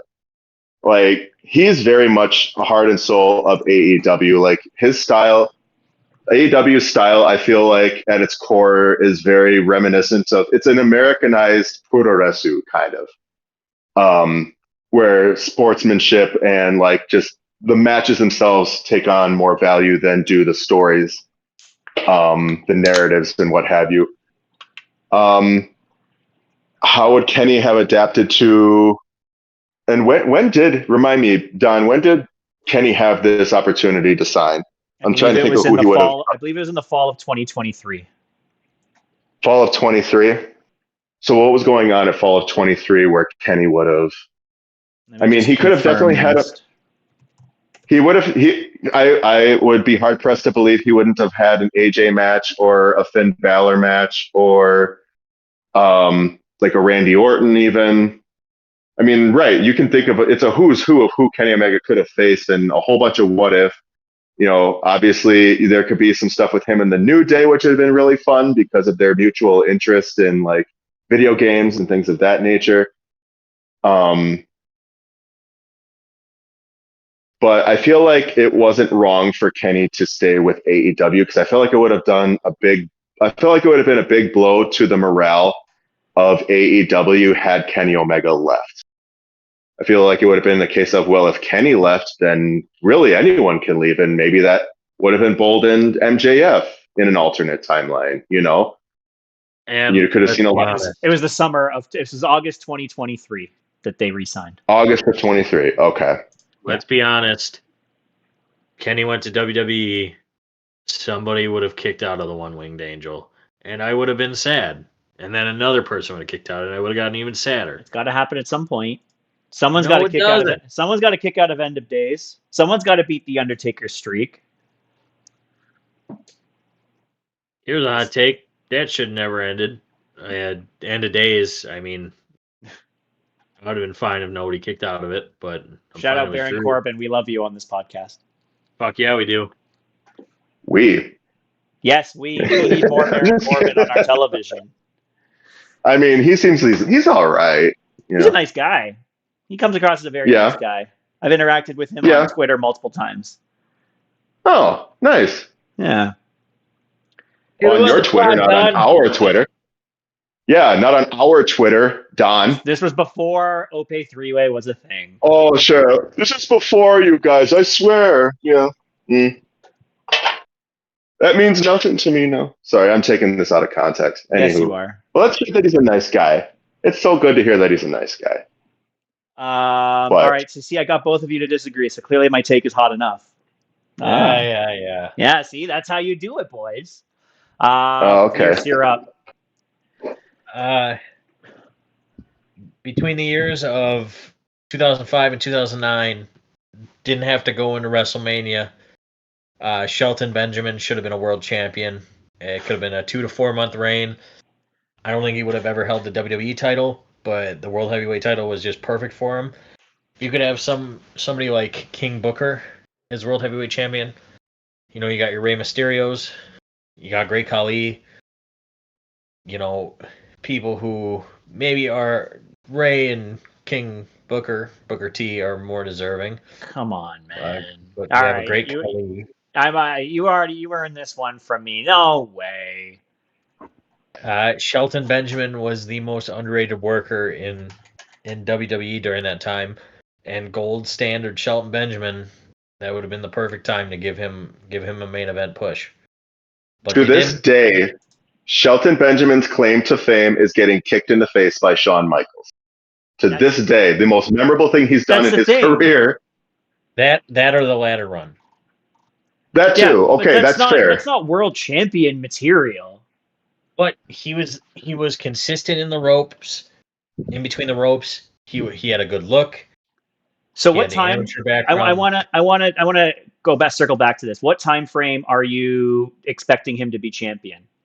2005 to 2009. All right, so I'm going to say who the champions were between 2005 and 2009. So Triple H won the title January 9th, 2005 when it was vacated. So we'll start there. From there, Batista, Kurt Angle, Rey Mysterio, King Booker, Batista again. 2006, Kurt Angle. That is a built-in story of Shelton Benjamin coming up. Let me get to my point. Let me get to my point here. Kurt Angle, Rey Mysterio, King Booker. Was that again? No, I lost my train of thought there. Batista was again. The Undertaker, Edge, the Great Khali, Batista again, Edge again, The Undertaker again, Edge again, CM Punk, Chris Jericho, Batista, Chris Jericho, John Cena, Edge, John Cena, Edge, Jeff Hardy, CM Punk. Wow, there's a lot of champions in this. Jeff Hardy again, CM Punk, The Undertaker, and that's it. So there was a lot of reigns in there. So, and there's a couple vacated in there too, nevertheless. But anyways, are any of those wrestlers, and be honest, less deserving than Shelton Benjamin? And if you say the Great Khali, so help me God. Yeah, because that is wrong. As much as the Great Khali was not a good ring performer. He held the belt upside down, Donnie. The referees have done that all the time. Doesn't matter. No big deal. He's from below the equator. In the 2008 Royal Rumble, Donnie. He was holding it upside right for the people back home. No, he wasn't. He's from below the equator. It's like people from Australia. Everything's upside down. It's fair. I give that to Khali. Great It's Khali fine. was a much more believable champion at that time, due to booking, of course, don't get me wrong, than Shelton Benjamin ever was. And everybody else Dude, he from there is killed even The better. Undertaker. Khali had recently jobbed to John Cena the month before he won that title. Great. John Cena was the legend, the GOAT. This is a hot take from you. I don't give a shit. Like, no, there's no way. And I think we've talked about this before, so it's kind of like your little hack here, because I've said on one of our earlier podcasts that there's no way Shelton Benjamin should have ever been world champion. So you snuck one in there on me, knowing that I'd get heated about this. But no. I feel like you could have subbed out one or two of those Edge reigns. Sure. Like, I did the title get passed around a lot? Yes. I mean, clearly by the number of names I said in that sequence. Reign for a man who was a grinder, who was a believable amateur wrestler and champion. But why stop there? Why stop there? What about Fit Finlay? I would have been fine with a Fit What Finlay about world William title Regal? Reign. Hell yeah. William Regal was the WWE title in 2009 until he got popped for drugs. There's no hot take about that. William Regal should have been the champion. But I'm just saying, like, there's other names that you could go with that are like that are way more believable than Shelton Benjamin. I think Benjamin should have done it. Okay, that's your opinion. You're entitled to it. Brandon, and you're entitled to your opinion too, Donnie. Yeah, of course. Any thoughts on that one, Brandon? I know you kind of said a little bit before I went on my heater. Well, and during your heater too, I think it just kind of got enveloped in there. But I feel like we could have subbed out one or two of those Edge title reigns. If you want my take on the matter. For Shelton Benjamin? For Shelton Benjamin. Ugh. Especially if it's Gold Standard Shelton. No. That was money. His hair is gold. Therefore, he must wear a gold belt around his waist. European champion. To signify that he is in fact the gold standard.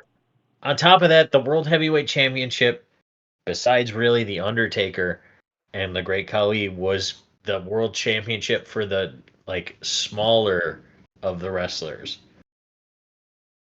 Follow-up question. This is actually coming from Marta because I heard her from the other room hearing me rant about this. What are your thoughts on Austin Theory? Benjamin? What are your thoughts on Austin Theory winning the championship? Because that's about where you're on par with. Okay, we might be exaggerating a little bit here. The two are incomparable. Listen, I don't have it on my list here, but I sure can add number 27, Austin Theory. Just wait, I got the title for that episode and everything. Coming 2025, maybe 2026. As a baby face, if they build it correctly, I think it could work. Hell yeah. See? Do I want to see it? Not really, no. But it could work. Not right now. On top of that, time will clear your vision. Johnny, you know who also was an undeserving world champion, but got a giant reign with the title? I know who. Hint.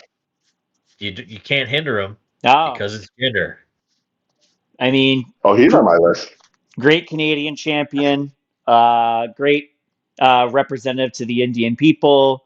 B had two world champions come out of it, and only one of them was good, and it was Drew.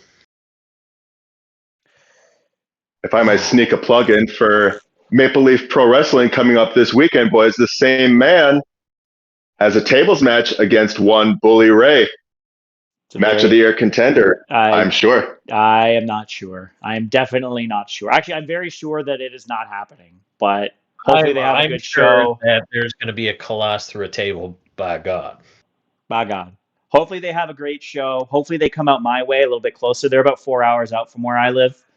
So I will not be going to their first show, but you better believe that as soon as they have a show a little bit more accessible to the greater Toronto area, that I will be there. I think they have some interesting stuff cooking, and I will be asking for press passes. I will buy the ticket first and say, hey, I support your stuff. We have a podcast.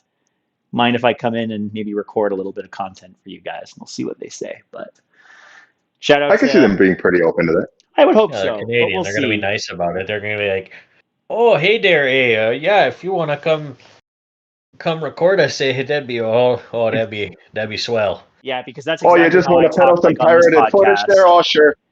That's exactly how I talk like on this podcast, right? No, that's how they're going to talk. You speak differently because you're from a different area of Canada, probably, maybe. Canada is a big place. All right, we're back to Brandon, right? I Yeah. think so. Yep. I got to get that Shelton hmm Benjamin memory out of my head. So Can't before we get going on round three, I know we kind of initially were like maybe we go 5 rounds. How are we feeling? Do we want to go through three and then see where we're at, or do we want to commit to 5? I actually have a plan for how we're going to do. I think 5 is good because we all have at least 5 that we're happy to go with. But I have a little special plan for you afterwards. So Oh, for me, yeah, for me, specifically for you. So let's keep her for going. free. Yes, Okay, let's let's keep hear her it. going. Oh, I wanted to talk about Jinder Mahal and how his title reign wasn't really all that bad. Oh, I Oh, didn't think yeah, I that's didn't. awesome. Just say that it wasn't all that bad.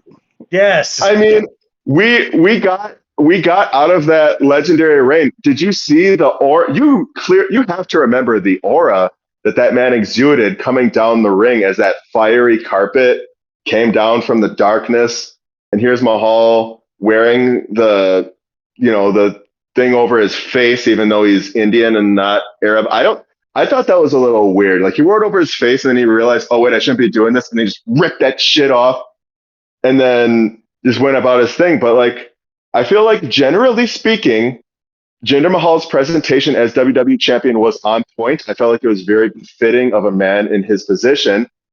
Now, the quality of his matches, were they terrific? No. Are Roman Reigns' matches terrific? And no, by his own standards, Oh but my he was champion for God, 4 years.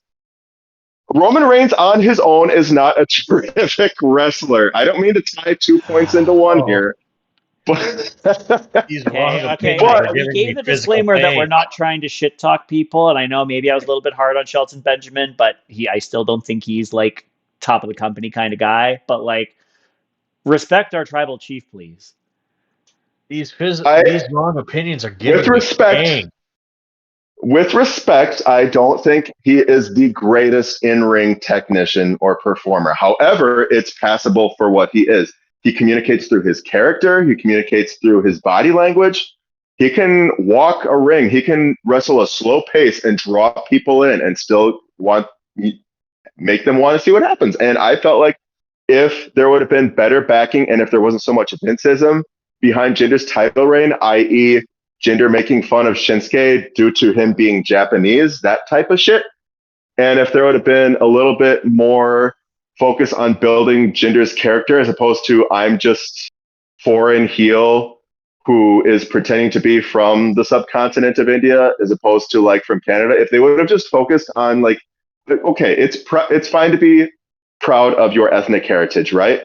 But like when you're doing like the Vince thing of just leaning into it harder than you need to where it makes you almost like a parody, that's where it starts to diminish from credibility. I feel like Jinder Mahal had enough in his presentation and his stature, and he had enough kind of like with Roman too, right? There's enough lore behind him and his development as a character to support where he got from where he started.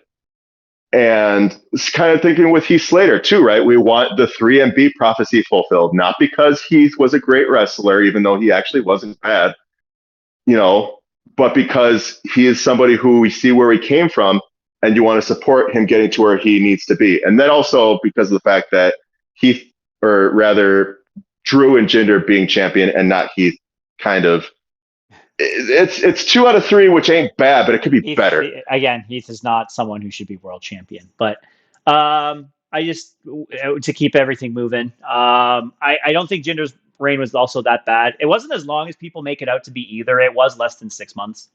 So It felt like a lot longer though. it was not. It went from May 21st to November 7th. It was 5.5 months. hmm Um, but I don't think it was that bad. I think they needed a little bit of variety on the show. We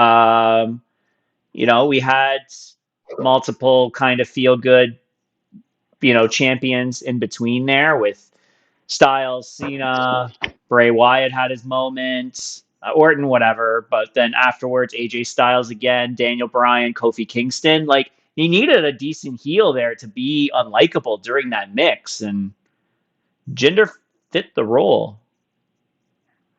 And I personally felt like he could have, if it wasn't so much about Vince, I felt like, let me put it like this. I felt like, and maybe this is a controversial take, but if Jinder were a little bit more on the vanilla side. Been a controversial take the whole time. What? You say this hasn't been a controversial take the whole time? That it wasn't so bad. I felt like it was a relatively inoffensive take. Maybe I should have gone in a little harder on that. I don't know. I guess if Jinder were a little bit more vanilla, maybe Vince would have booked him better. Maybe he could have been the next JBL. You know what I mean?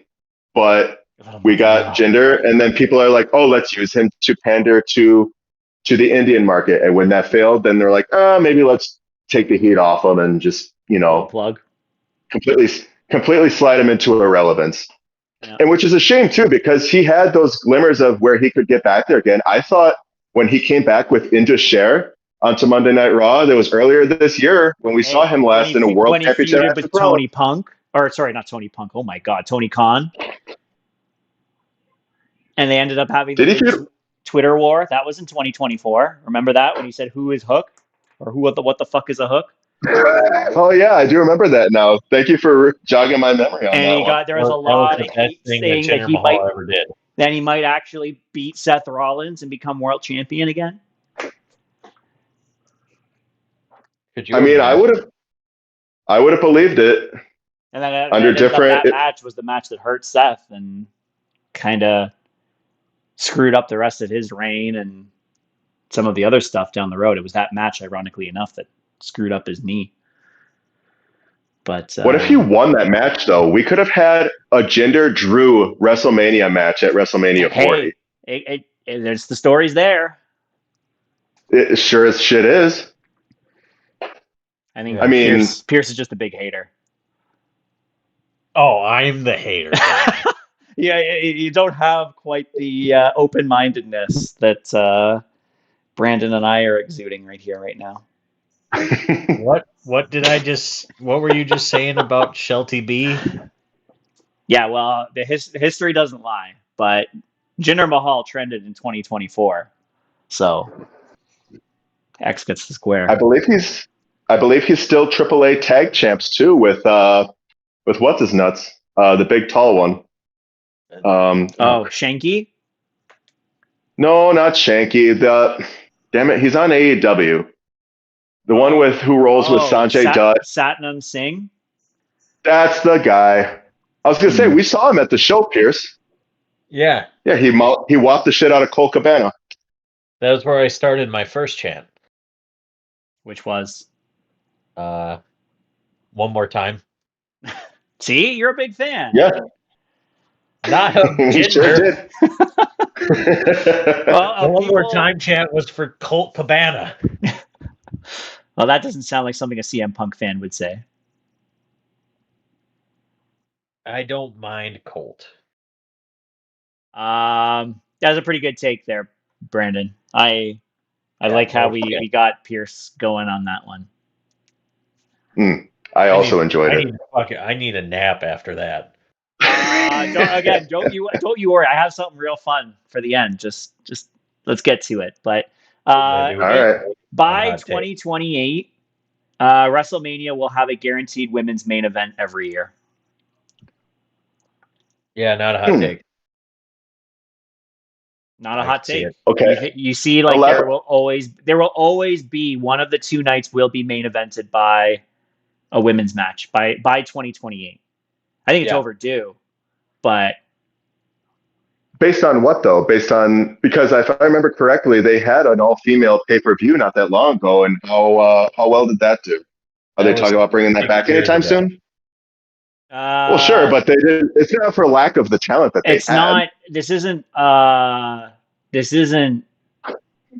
a case where all one night of WrestleMania is going to be all women. That's not what I'm saying. I'm saying that there will be one of the two nights will have the women main event. And if we're going back to the whole idea that the Rumble winner or the champion should be the main event, and I mean, in a lot of cases, I would argue that should still be the case.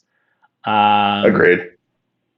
The women deserve more consistent booking. There's been some very strong storylines that have been cast to the curb just because of some hot shot matches that the men have been able to get as a main event instead, right? And I think that enough will be enough within a couple years. It might even be sooner, to be honest with you. We need the right women's match, but I also think part of that's just going to come with the influx of talent that I talked about earlier from NXT that'll inevitably work their way up. I think we have a brand new 4 horsewomen like cooking in NXT plus more that the division is going to be undeniable to have at the top of the card. I guess that 4 horsewomen. Yeah, go ahead. Roxanne Perez. Okay. Julia. Yeah. Stephanie McCure. Yeah. And Cora Jade. I do not have Cora Jade on that. Is it Delta or Jada Parker? One of those two? It is Delta. I think Delta could very well be a legitimate star. I was watching some of her work because after I saw the first initial teaser of her coming to NXT, I watched a little bit of her work. She is very good. Which the production value on those vignettes are fucking insane. They're trying hard in there too. Jordan Grace is also someone that I think is inevitable to be in WWE, and she just shortened her contract with Impact to get out of it. I was just about to say. Yeah, I wonder why.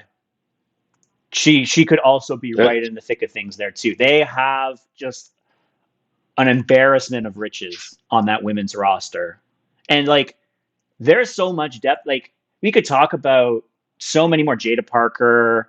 You could talk about. I just want to pull up a whole list here to make sure I'm not forgetting anybody.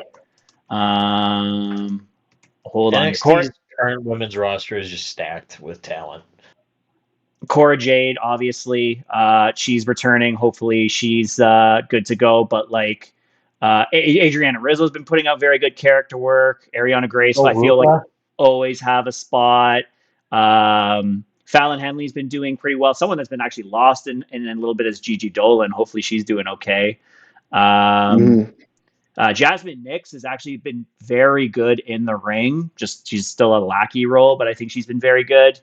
Carmen Petrovic is getting more attention. Kalani Jordan's the first ever NXT North American Women's Champion.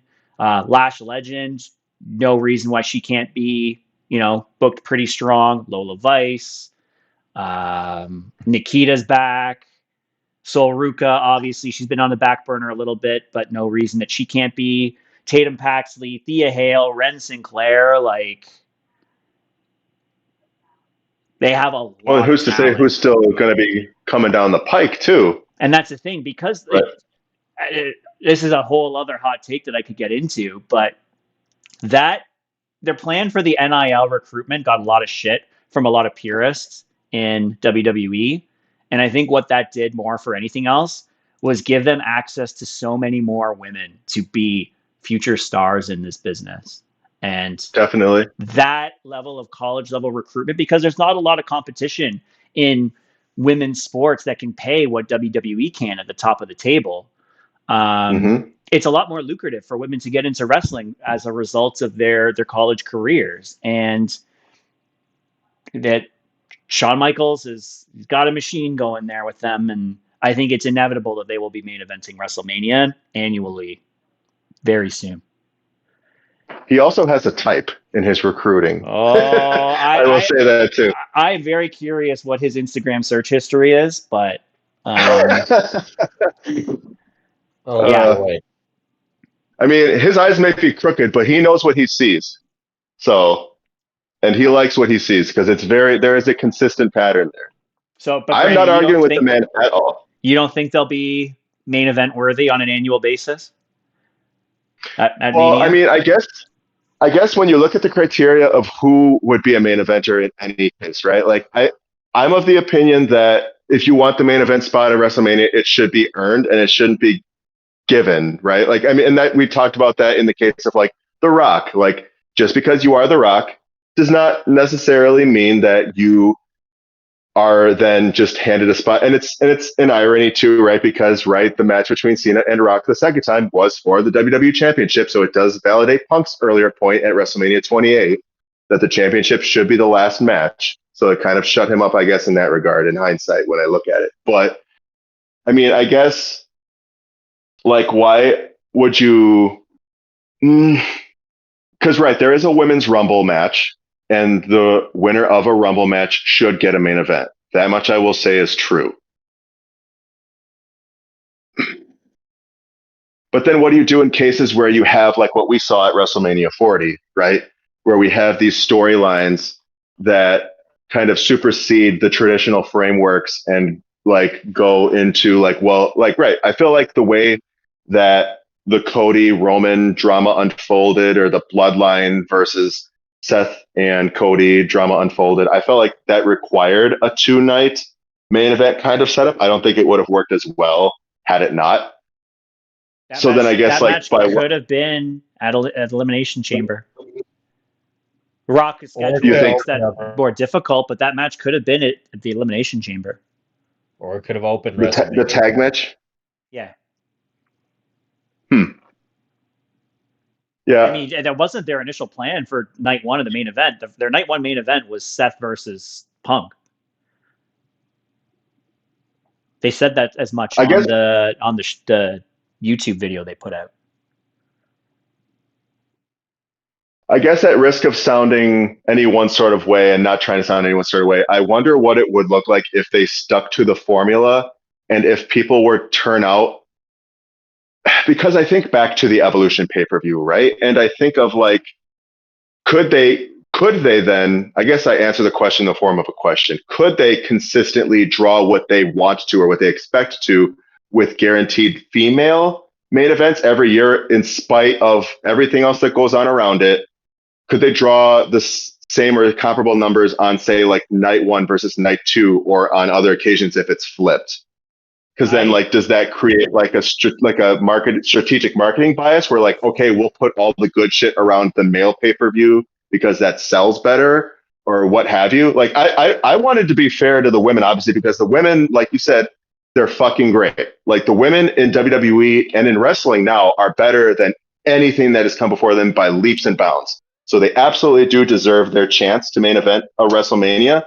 My fear, however, is that if you make that a consistent feature without writing also the very good storylines around them and without generating that kind of interest, if you're doing it just because they're women, then my fear is that it kind of creates this unhealthy, what do you call it? I guess I was saying. I get what you're saying. I'm just going to chime in on the main event Sure. that should have been the main event 2.5 years ago that didn't end up being the main event, but Rhea Ripley versus Charlotte Flair. That match was great. It's very well received. And I also don't think that there's a lot of variance, knowing that for the vast majority of the build up to WrestleMania, that was going to be the main event of night one. And then within like the last couple weeks, then you kind of got the Kevin Owens Stone Cold part. But there's no difference in attendance from night one to night two. The place is quite full, if not full, right? Like, Right. I don't think you're going to see that kind of diminishing returns. Might you see it on Peacock? Maybe. But you could easily have a couple other matches that are worth seeing and still have a couple other matches that are worth seeing on the other night and have a women main event. And they deserve to main event. That's all I'm saying. And yes, it should go back to the Royal Rumble winner, barring any significant cataclysmic reason to not have. And if that's the case, then push off that gender's main event to be opening the show instead, or co-main event, or triple main event like they love doing every now and then. Pierce, you haven't said much, but I think I heard an agreement in there. No, I agree with you. I don't really have much to say. It's very much, we're at a different point in time, and a lot of the women are just as popular, if not more popular than the men. And we haven't seen a night 2 women's main event. We've seen a night 1. We're going to get a We saw night 2 night one women's of main event. one. Yeah. So I mean, that And by all accounts, that's a night 2 main event, the triple threat with Charlotte, but We I'm also saying and had Becky. we also since had they've Sasha done Banks versus Bianca as well, I think, right? That was a since night they've 1 main done event 2 as well. night manias, they've just done that as that match for one main event, and they have not done a women's main event since. And I get, obviously, Kevin Owens versus Stone Cold makes sense. It's a main event. The Bloodline tag match that they had was Sammy and Kevin versus the Usos. Yeah, that probably deserved the main event. That was a year-long storyline. But we're at a point in time where women's wrestling is just as important as men's wrestling, and a lot of these women deserve a main event. It's asinine to me that Rhea has not gotten her main event yet. So That's got to be coming, though. Yeah, I would have to imagine it would be coming, but the storyline, we'll have to see where it goes. We'll see. But sorry, I didn't want to take too much time on that. But sometimes they get a little heated. So we're getting a longer episode today, boys. Pierce, what do you That's why got? they're called hot takes. Number 3. What do you got, Pierce? Let's see. WrestleMania 31 is a top 3 WrestleMania behind WrestleMania 17 and WrestleMania 40. I would say my top 3 would probably, I mean, I'm going to be biased on this, but WrestleMania 40 is my number 1. 17 is number 2, and WrestleMania 31 is number 3. Realistically, 17 or 40 could be the top spots, but WrestleMania 31 was dead on arrival with some of the worst build to any WrestleMania we ever got, and they over-delivered on everything, and I don't think it's talked about nearly enough for being as good of a WrestleMania as it was. I don't know if that's true. I've always heard very positive feedback towards WrestleMania 31 and then obviously 17 and 40 for different reasons. I don't know that that's as much of a hot take as you think it is. 31 had its highs and lows. It wasn't as much one or the other. Like, obviously the Seth Randy match was great. Obviously the heist of the century was brilliant, as JBL stated. Sting getting fucking shovel buried by Triple H hurt my soul. And then you had like that antiquated ass NWO DX stare off, which was 15 years too fucking late. But I mean, my point is that it's talked about as a good Mania, but it is in the top 3, and you can make an argument for being. I don't think it's the best Mania ever, but you could make an argument for it being the best Mania ever because the build to it was so shitty, and the final image on Raw before Mania was this shitty tug of war between Brock and Roman over the WWE title.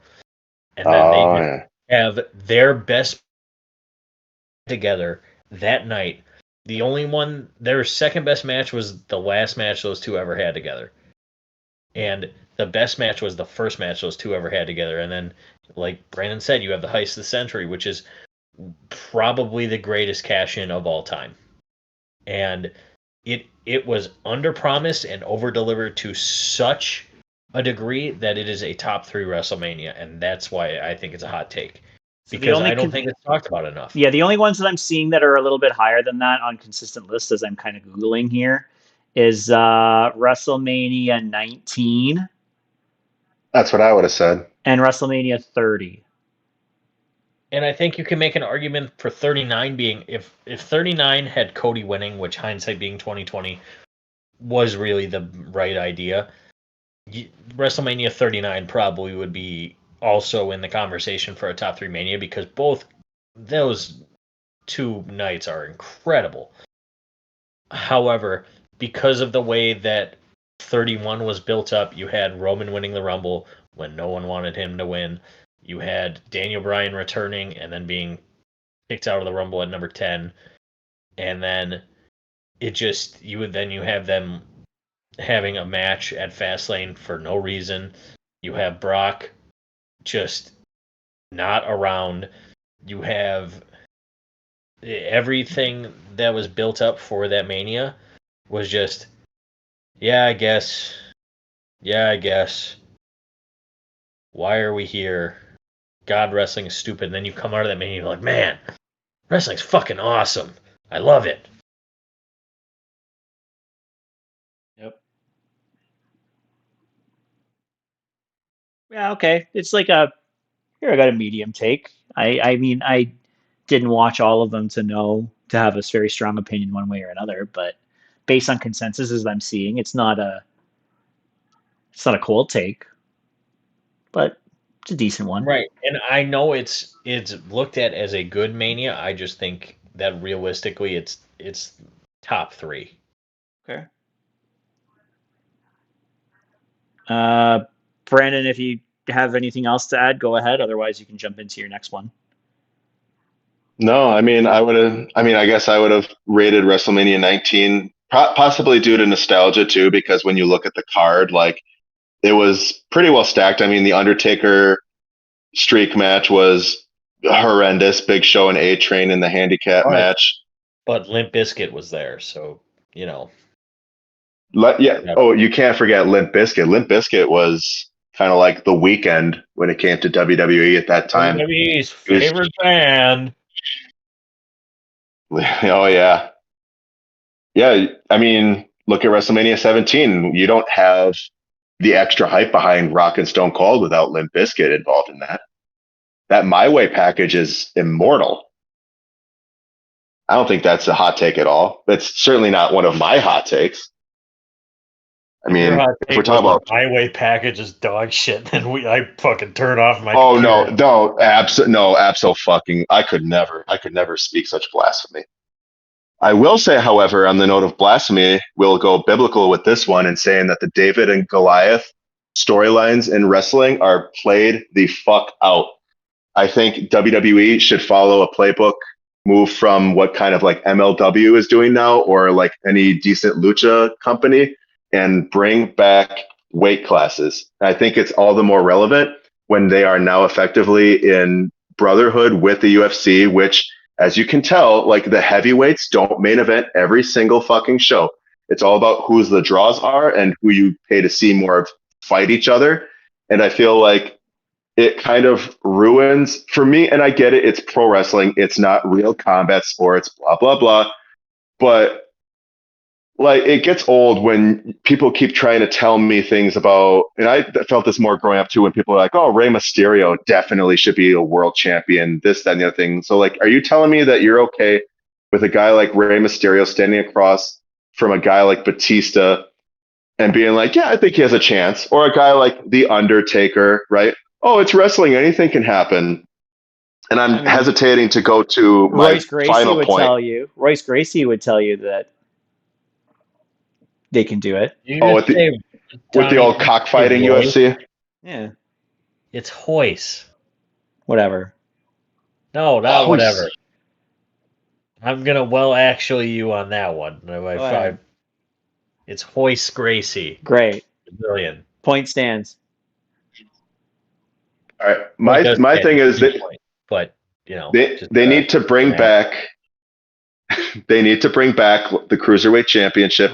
And I'm of the opinion if they actually fucking did it right, because you have guys like Finn Balor, like Chad Gable, like Johnny Gargano, Tommaso Ciampa. You have these guys who can function in their own division, wrestling their own style. And if you can expect that kind of a match from them, and they can outdraw, if you give them story and you give them substance, they can outdraw the heavyweights, and given enough faith and time. And I feel like it makes sense now, especially when, again, you kind of pair them with UFC. You have this talk of crossover they kind of want to do between the two companies, and a lot of that's talk, right? But that's kind of the jibber jabber that I had heard. A lot of guys at UFC are looking at, like, what if I step into a ring, and, for much better or much worse, vice versa. But I've been a firm believer of the fact that if you, and especially in this day and age, if you can put a bunch of highly talented guys, like even like a Ricochet when they had them anyways, into like a cruiserweight division, and you let them wrestle their style, and you give them that prize to work after. In spite of the fact that they are smaller, they can still draw and they can still main event pay-per-views. It's been proven in combat sports. Yeah, but this isn't combat sports. This is scripted wrestling where people just want to see the craziest shit possible. This is the hottest take of the episode, I think. Yeah, I think so. Like, it's never gonna succeed. There's always gonna be discussion with a title like that where, oh, they're just keeping them away from the big boys. Like none of these guys can ever beat Roman. None of these guys can ever beat Brock. None of these guys can ever beat Braun Breaker or Gunther or whoever. So they're just trying to keep them busy. It's just a glass ceiling. It's why WCW's Cruiserweight. In 1997, do you know who the PWI Wrestler of the Year was? In 97? Yeah. I don't know. Take a guess. Eddie Guerrero? Rey Mysterio? No. Probably Mysterio. Was it a cruiserweight? It was a cruiserweight. Number one, cruiserweight. Chris Jericho? No. Dean Malenko? Yes. It was the Iceman. No, but that guy never sells. That guy's like literally just play me Donnie, the clip. I'm just gonna say play me the clip of Roman Reigns saying no pop. Calm down, Donnie. Just let me make my point. Go ahead. Dean made a kayfabe list when you had wrestlers that year like Sting, Hulk Hogan, Stone Cold, Bret Hart, Shawn Michaels, and he was number one. But he was never going to be world championship material, partially because, number one, Dean didn't really have a character besides being the Iceman, the man of 1,000 holds. But number two, because WCW had a glass ceiling that was 10 inches thick. That's why Jericho never got to the top. Eddie Guerrero. Chris Benoit didn't won the world title on his last day in the company and then immediately vacated it because he was going to WWE. The Cruiserweight division, in theory, is a good idea, but then you have guys like that you would see, like a Finn Balor, like a Johnny Gargano, like a Tommaso Ciampa, that they would be killing it on the Cruiserweight side. And even Rey Mysterio in 2000, from the years 2002 to 2005. That you would see killing it on the Cruiserweight side, but they would just hit this glass ceiling. Be like, well, I guess I'll never get to where the big boys play. And yeah, Brandon, there are weight classes in UFC, but that is a real combat sport. Professional wrestling is a scripted TV show, so having the weight classes is just, it doesn't make sense in this day and age. I just feel like if you're a smaller guy, and you do see a lot of smaller guys in wrestling, like you still call it I guess most companies don't call it a world heavyweight championship anymore. So I guess that's kind of the mentality I come from, is like you do still have world heavyweight championships in eras where there are not supposed to be any weight classes, right? And that's kind of like, as much as I hated what they did with the X division too, like it really is a cruiserweight belt, but it's not about weight limits, it's about no limits, right? But I still maintain that I feel like if there's nothing wrong with the exhibition side of it, I'll give it that. Like there is some appeal, but like when you're talking about like the cruiserweight division in of itself being a glass ceiling, because that's not where there's no big boys, right? Like who says there has to be big boys? And I guess like that's where I don't fully understand either. Is like but that adds legitimacy to them. Being able to be a small guy and beat a big guy is what makes you legitimate in professional wrestling.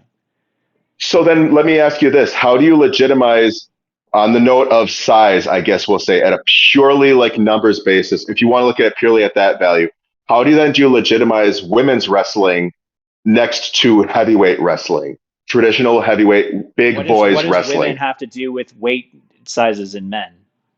Well, because that's kind of what it is, right? Like, I mean, no, that's very different. Is it? Yes, because it caters to a completely different market.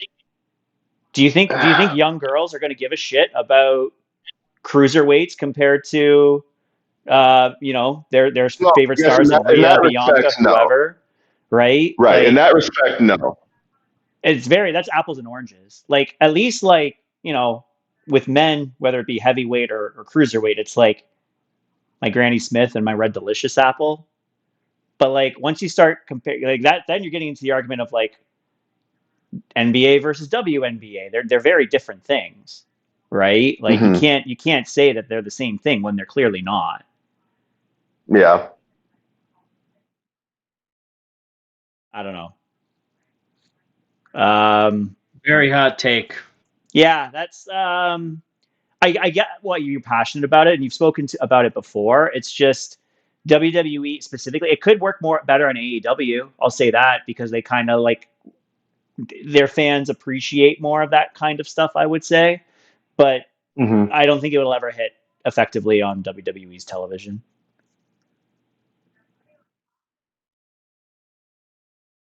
I even think too it has a hard time even in like Japan. Like I'm trying to think of like I know they have guys like Jushin Liger and like even in more modern sense like Hiromu Takahashi, but like the juniors and even Finn, even when he was Prince Devitt, like Balor had a hard time even being the junior champ as leader of Bullet Club. They're always like, when are you going to go heavy? And like that was the Yeah, thing. And same with Kenny Omega. that's it. It's the glass ceiling to Pierce's point, right? It's like great, you're the best of the little guys, but like, does it mean anything until you can beat one of the bigger guys? And to the masses, the I answer to guess that is it's no. Yeah, I guess it still just kind of perplexes me, like when you apply that kind of framework to pro wrestling. And especially when pro wrestling is kind of not as like it's not as theatrical or not as like cartoony as it used to be, right? Don't It's tell that steered a to little more towards realism. Don't tell that to Ricochet and Will Ospreay. Yeah. I mean, yeah, I guess I think of it as like I'm surprised that people don't consider that as much in pro wrestling, but like in like UFC and in combat sports, like right, it makes perfect sense and it's totally legitimate. Even though UFC in its origin form, and people sometimes will still talk about, well, why don't we just go back to that where like it was basically It's human cockfighting, yeah, and you can it's see safety. It's the a safety of small the guy. athletes. It's a very different animal too. It's one is scripted and one is completely not. Hmm. That's Right. why it makes it a hot take because it's a moot point if you try and bring in the UFC's rankings. I mean, they tried that in AEW, and look how well that's gone over. It hasn't. They weren't using Hmm. them. They got Apparently, that rid of was them. Jimmy Jacobs' idea to get rid of him. They brought them back. They didn't use them. They don't give a shit because you're still going to focus on the storytelling element more than you are going to care about rankings association. But that's a different discussion. Mm. I want to keep this going on the last two. Maybe we can rapid fire these ones a little bit. Uh, Grayson Waller is a Hall of Famer. Not Austin Next. uh, Theory. Next. He has all the skills that he oh, needs to you be just a had Hall to of add that Famer. there. He has all the skills he needs to be a Hall of Famer. He just needs to be given the right booking. I can't believe he's in his mid 30s. That's one thing that shocked me about him is like he's a lot older than a lot of these guys that came from around him. Mm. And yeah, I mean, I think it's cool to see personally. But yeah, I'll agree with you. I mean, I Hall of Fame, that begs to be seen, but I think he has the right tools. Yeah, I would agree that he has the tools to get there. It's just I don't know if he will.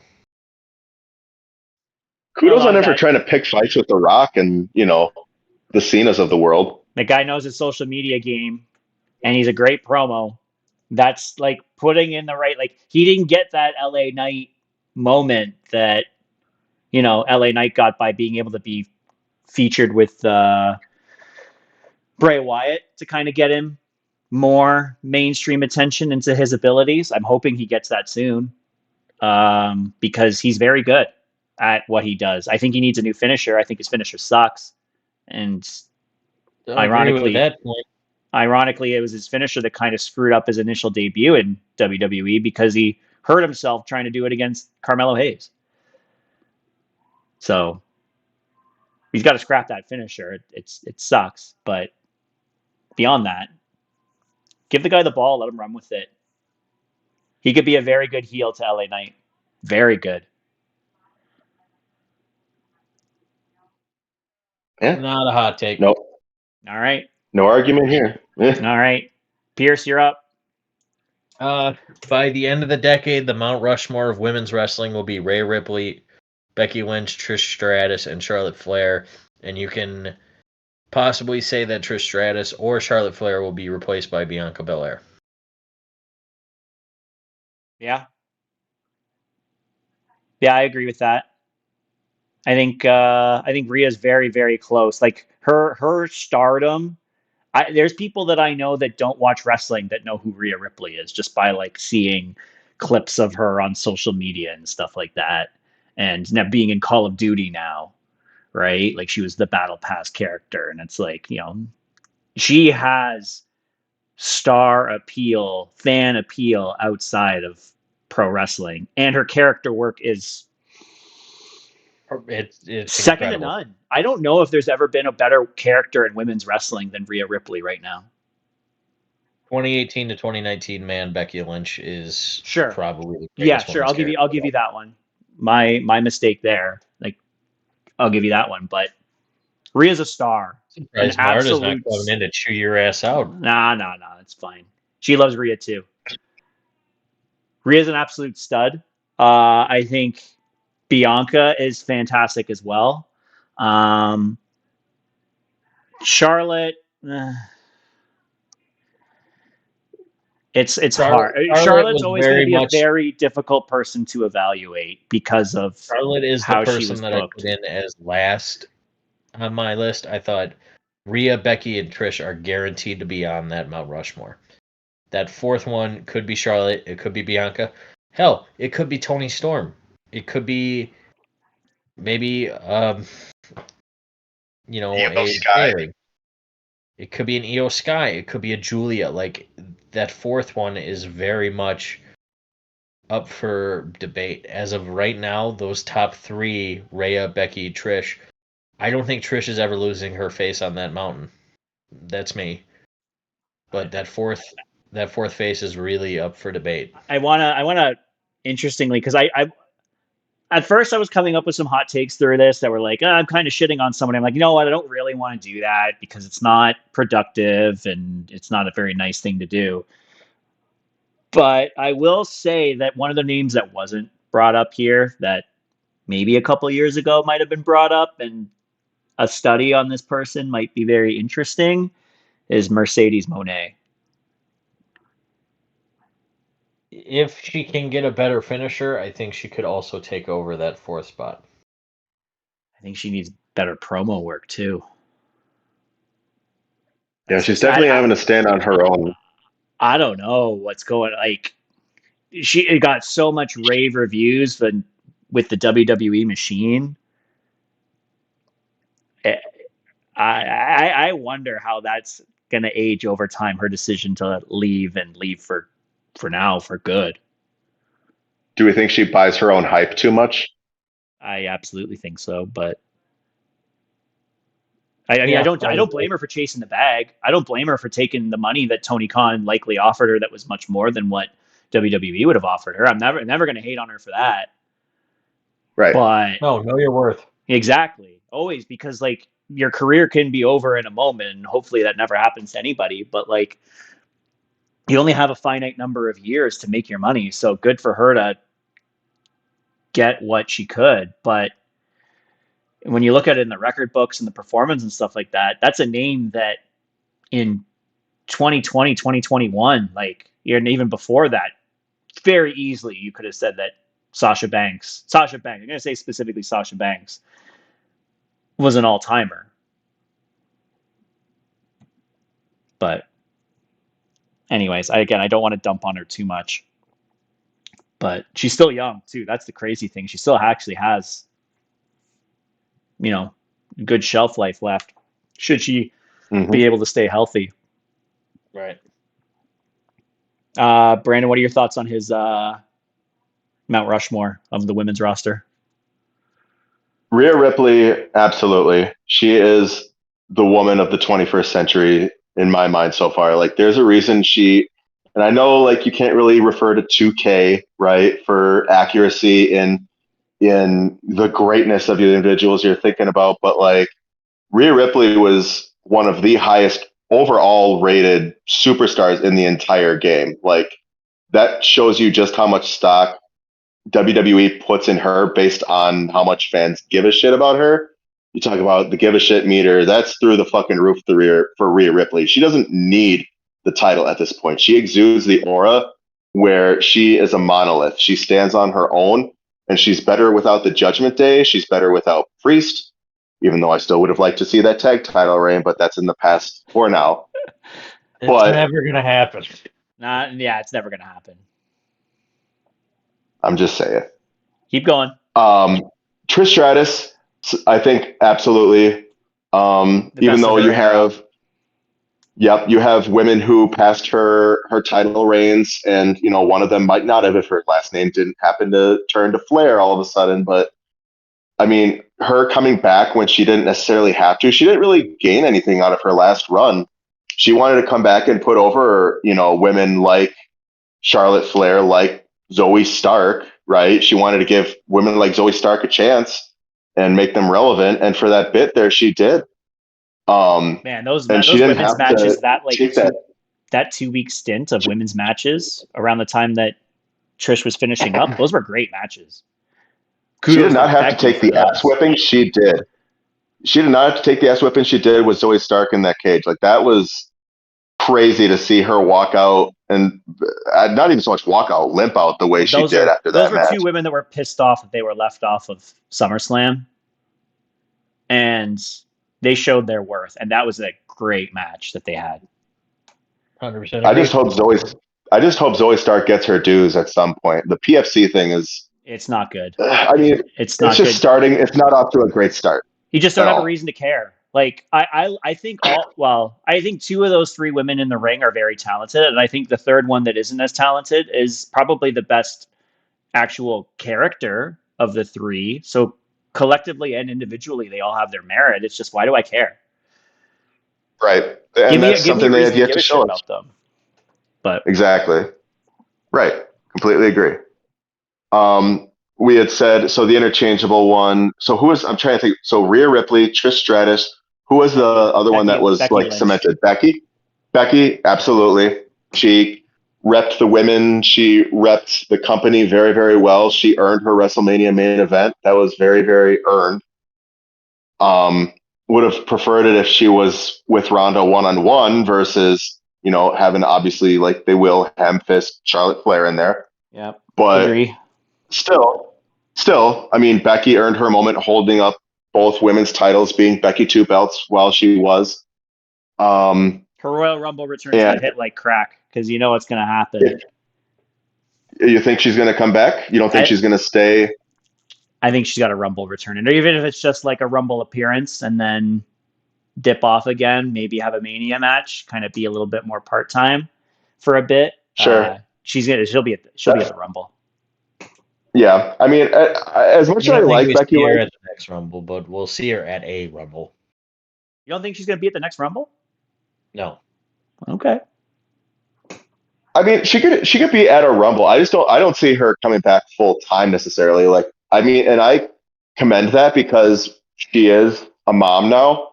Same reason for Alexa Bliss staying away too, right? Like, at least I would think a large part of it is. And I commend anybody who steps away from something like that and can afford to be parents. If that's what she wants to do, if that's the reasoning. Yeah.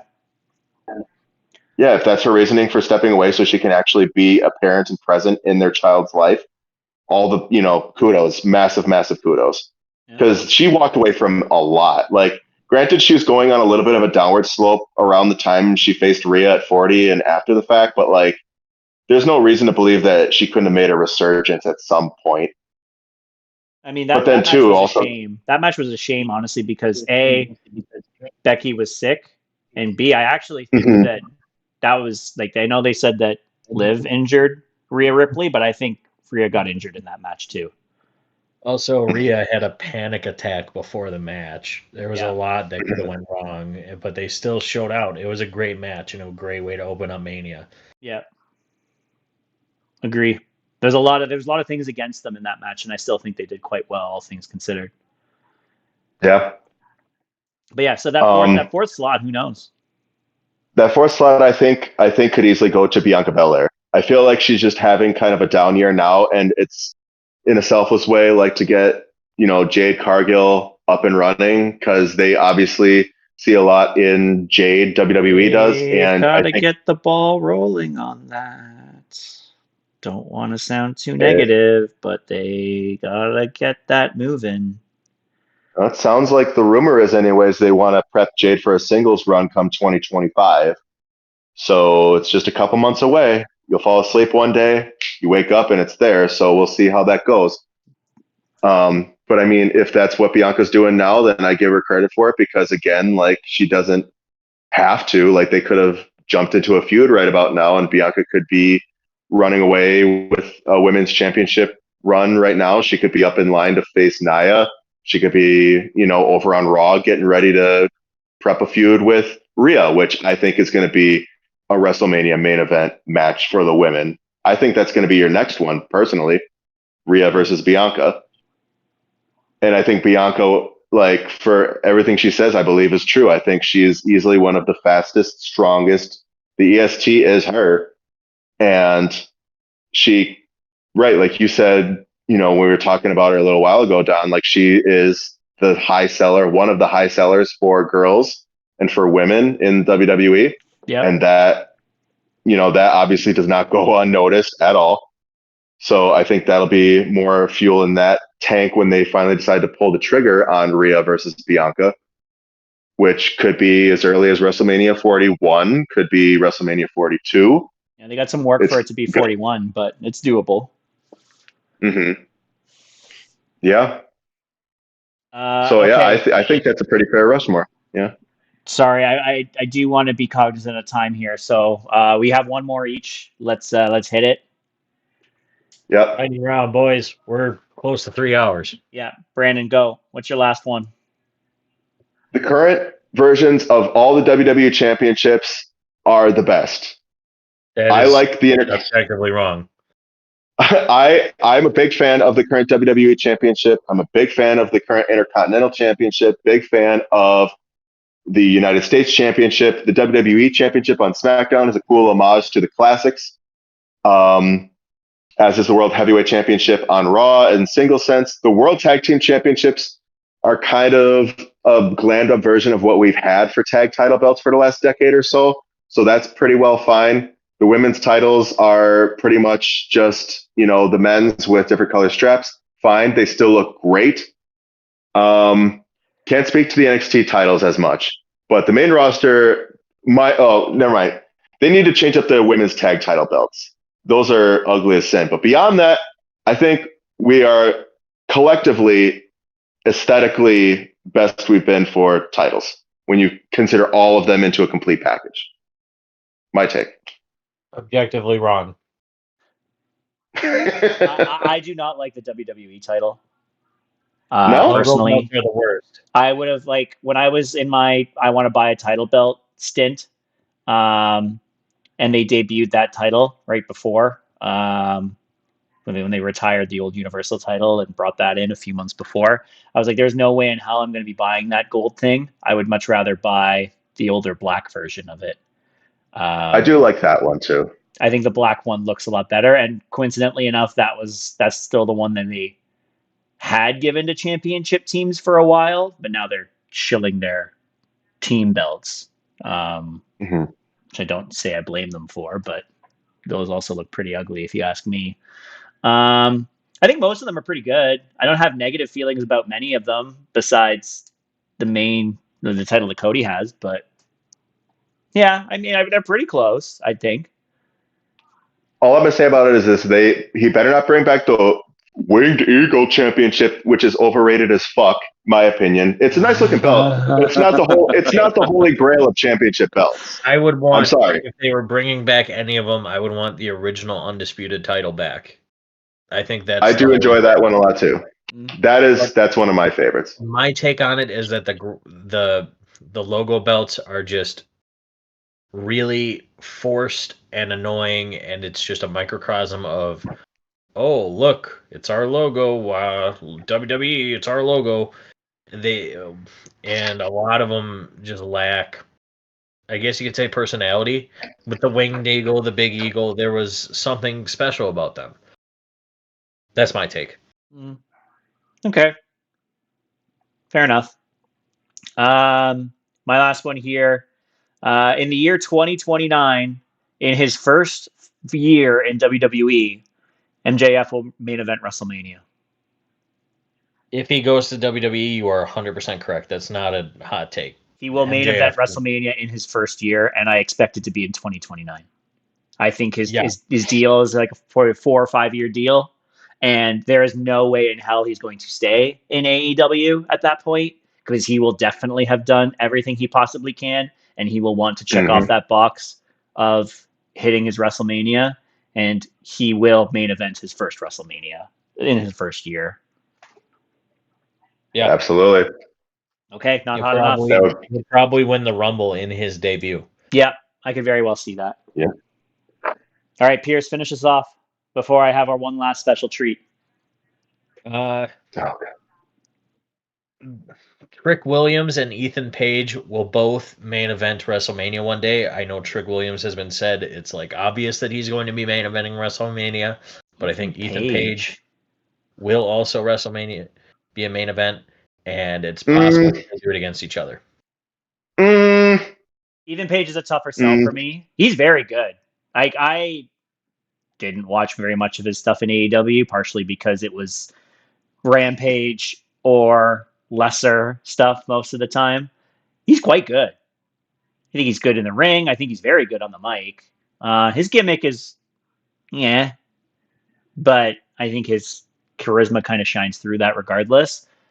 The ceiling, I have a little bit of a question on where that hits, and again, on the my argument is like on the global sense. Where does this hit with the masses? I don't know that he will be good enough for that, but he's very good, and I am entertained by him.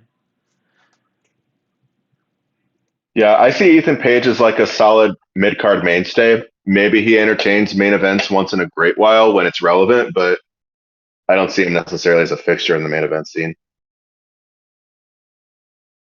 Trick, I've already stated my opinion on. I feel like he's the guy, but Okay, all right, that covers them. But in the interest of what we all would want to know, I have a task for you, Brandon. oh boy. You Task. cannot provide any additional opinion, insight, description, anything. What I would like you to do right now is a la Excalibur on AEW television. I want you to list off the rest of your hot takes.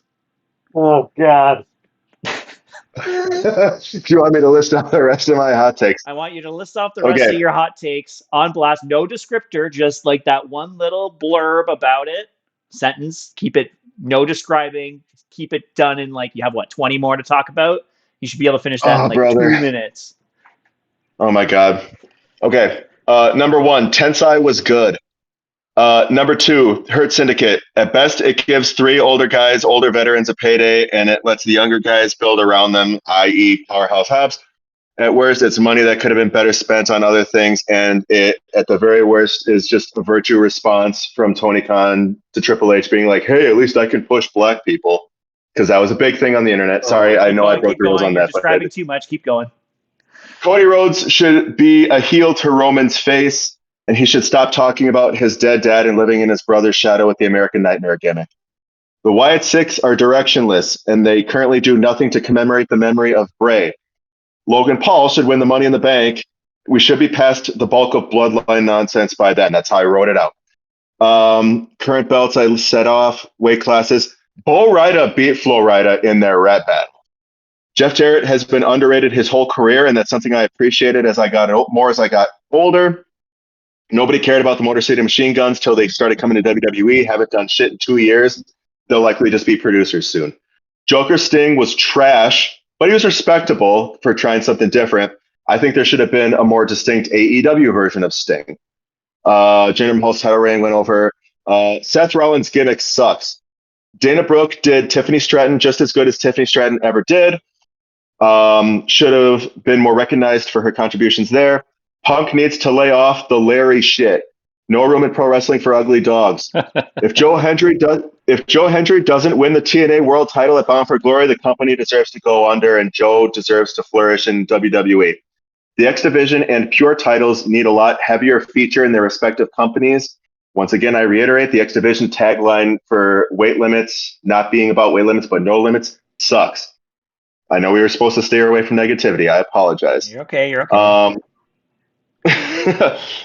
Fighting spirit in pro wrestling is bullshit. I think we covered that with Will Ospreay and Ricochet. We should call it either Survivor Series or War Games, but not both. So we can either get rid of the Survivor Series match, we can get rid of War Games and save it for something special before it becomes too tried out, like the Hell in a Cell did. We have options there. Ric Flair is just Roddy Piper with 16 world titles. Seth Rollins should have attacked Punk immediately after Bad Blood to start their feud. And AEW has at least 5 people who would be stars if they went to WWE. Who are those 5 people? But they're floundering. I didn't pick 5 off the top of my head. I mean, Ricky Starks is effectively gone, right? So we can say that for sure. If he were to come back, probably Big Bill. MJF for sure. Well, I mean, MJF's already a star, so I guess that's kind of a moot point. MJF's star has already eclipsed AEW. He is AEW at this point. He is the reason people tune in for the most part. He is big fish, tiny pond compared to AEW. Yep. Mm-hmm. If AEW didn't re-sign him, I think Danny Garcia had as good a shot as anybody at becoming a star if he were to go to NXT. Same with Hook. I think if you stuck him in the current NXT system, I think both guys like Garcia and Hook could be big stars. Okay. Given time and prep. That's 5. That's 5. That's good. Yeah. Is that 5? Yeah, it was 5. MJF was a little bit of a cop-out, but that was 5. That was good. Yeah. I think, honestly, like, some of those I agreed with. Some of those I did not agree with. Some of them were quite interesting. They were takes. What was the one that hit you the most when he said it, Pierce? I mean, the Cody becoming a heel. He's not going to be a heel for a while, especially not to Roman's face.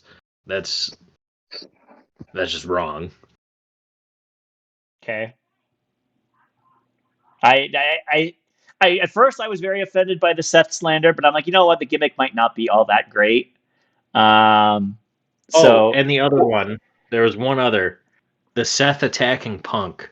That they should not have. They're gonna just drop little pebbles until they get to Mania. They do not need to fast track that feud. That Dana Brooke one was egregious. You know, I mean, she had all the same tools that Tiffany does. Like, except on paper, they're very. Dana Brooke had character when she was in NXT with Emma. They could have expanded on that. It was a while ago, so it's harder to remember, but it definitely was there. When I saw Tiffany Stratton and I heard her talk, I'm like, that's fucking Dana Brooke. Really not. But okay. Those weren't terrible. Pierce, I know you had a couple extras too. If you want to just spit them out. Let me see. AEW would benefit from a true brand split, with the international title being the main title in Collision and being treated as a world title. Not a hot take. A lot of people have been asking for that. But besides the WWE title and possibly the tag titles, Gunther will break the record for longest reign on every single championship he wins. Okay. Smaller wrestlers can make believable world champions. You just have to book them correctly. No constant losses, no constant belittling that they're smaller. They don't have to sneak out wins. They can win understandably dominant because they are in the position of a world champion. Okay. Those weren't too bad either. I don't have any extras in the bag that aren't shitting on people, so I'm going to keep those under my hat. I think that's all we got for today. Oh, we just broke our record for longest episode 2 weeks after we broke our record for longest episode. I fucking know. Yeah, we kept that engine rolling, though. Yeah, the AEW review is a bit longer than I would have liked, but sometimes you just got stuff Tony to talk Khan's about. a mark for his own product. Oh, it's just 13 matches to talk about. Like, come on. Well, I thought we were gonna go quicker on them. I only had like 2 sentences for Yeah, each. it was. So. There was a couple that deserved a little bit more talking, and then a couple that just kind of devolved into nonsense. But that's okay. That's all we got for this week. Next week, TBD. We don't know what we're doing for next week yet, for sure. We'll figure that out. I think we were talking about spooky stuff, but speaking about something spooky, that's also a hot take. Anybody that thinks it's a good idea for Brock Lesnar to come back, you are absolutely wrong. He is involved in a sex trafficking lawsuit, and it doesn't matter if not he hasn't said anything or nothing's been put out about that lawsuit. All signs point to him. Let's not have him anywhere near the product. That is an objectively wrong opinion to bring him back. I think objectively means that it's definitely correct, and I don't know if that's necessarily correct. I would assume that the current WWE executive team and TKO team would do their due diligence to know that it is okay to bring him back before bringing him back. You would think. But Sean Ross Sapp, that's not actually a case. Stuff online saying, "Oh, he's definitely innocent. Let's bring him back." I'm not saying definitely innocent. What his role in all of this is very unproven, and I agree. It is not correct to crucify somebody on things that are unproven, especially when there's no sort of communication coming from him. It is all based off of Vince's stuff. I would assume that the WWE team, the TKO team, would do their due diligence before bringing him back. And if they bring him back, I would also assume that they have done that and it is okay. And I would be interested to see what he does next. Right. I mean, jobbing to Gunter. Let's be real. That's a fair argument. I just, I've seen enough online to where I thought something may need to be said. And that's come from me. Obviously, my opinion is not gospel. I'm not shitting on you for it. Like some of the ones that you said. Shelton Benjamin. That's okay, Donnie. He has gold hair. Therefore, he must have a gold championship. Oh, you know what they say about him?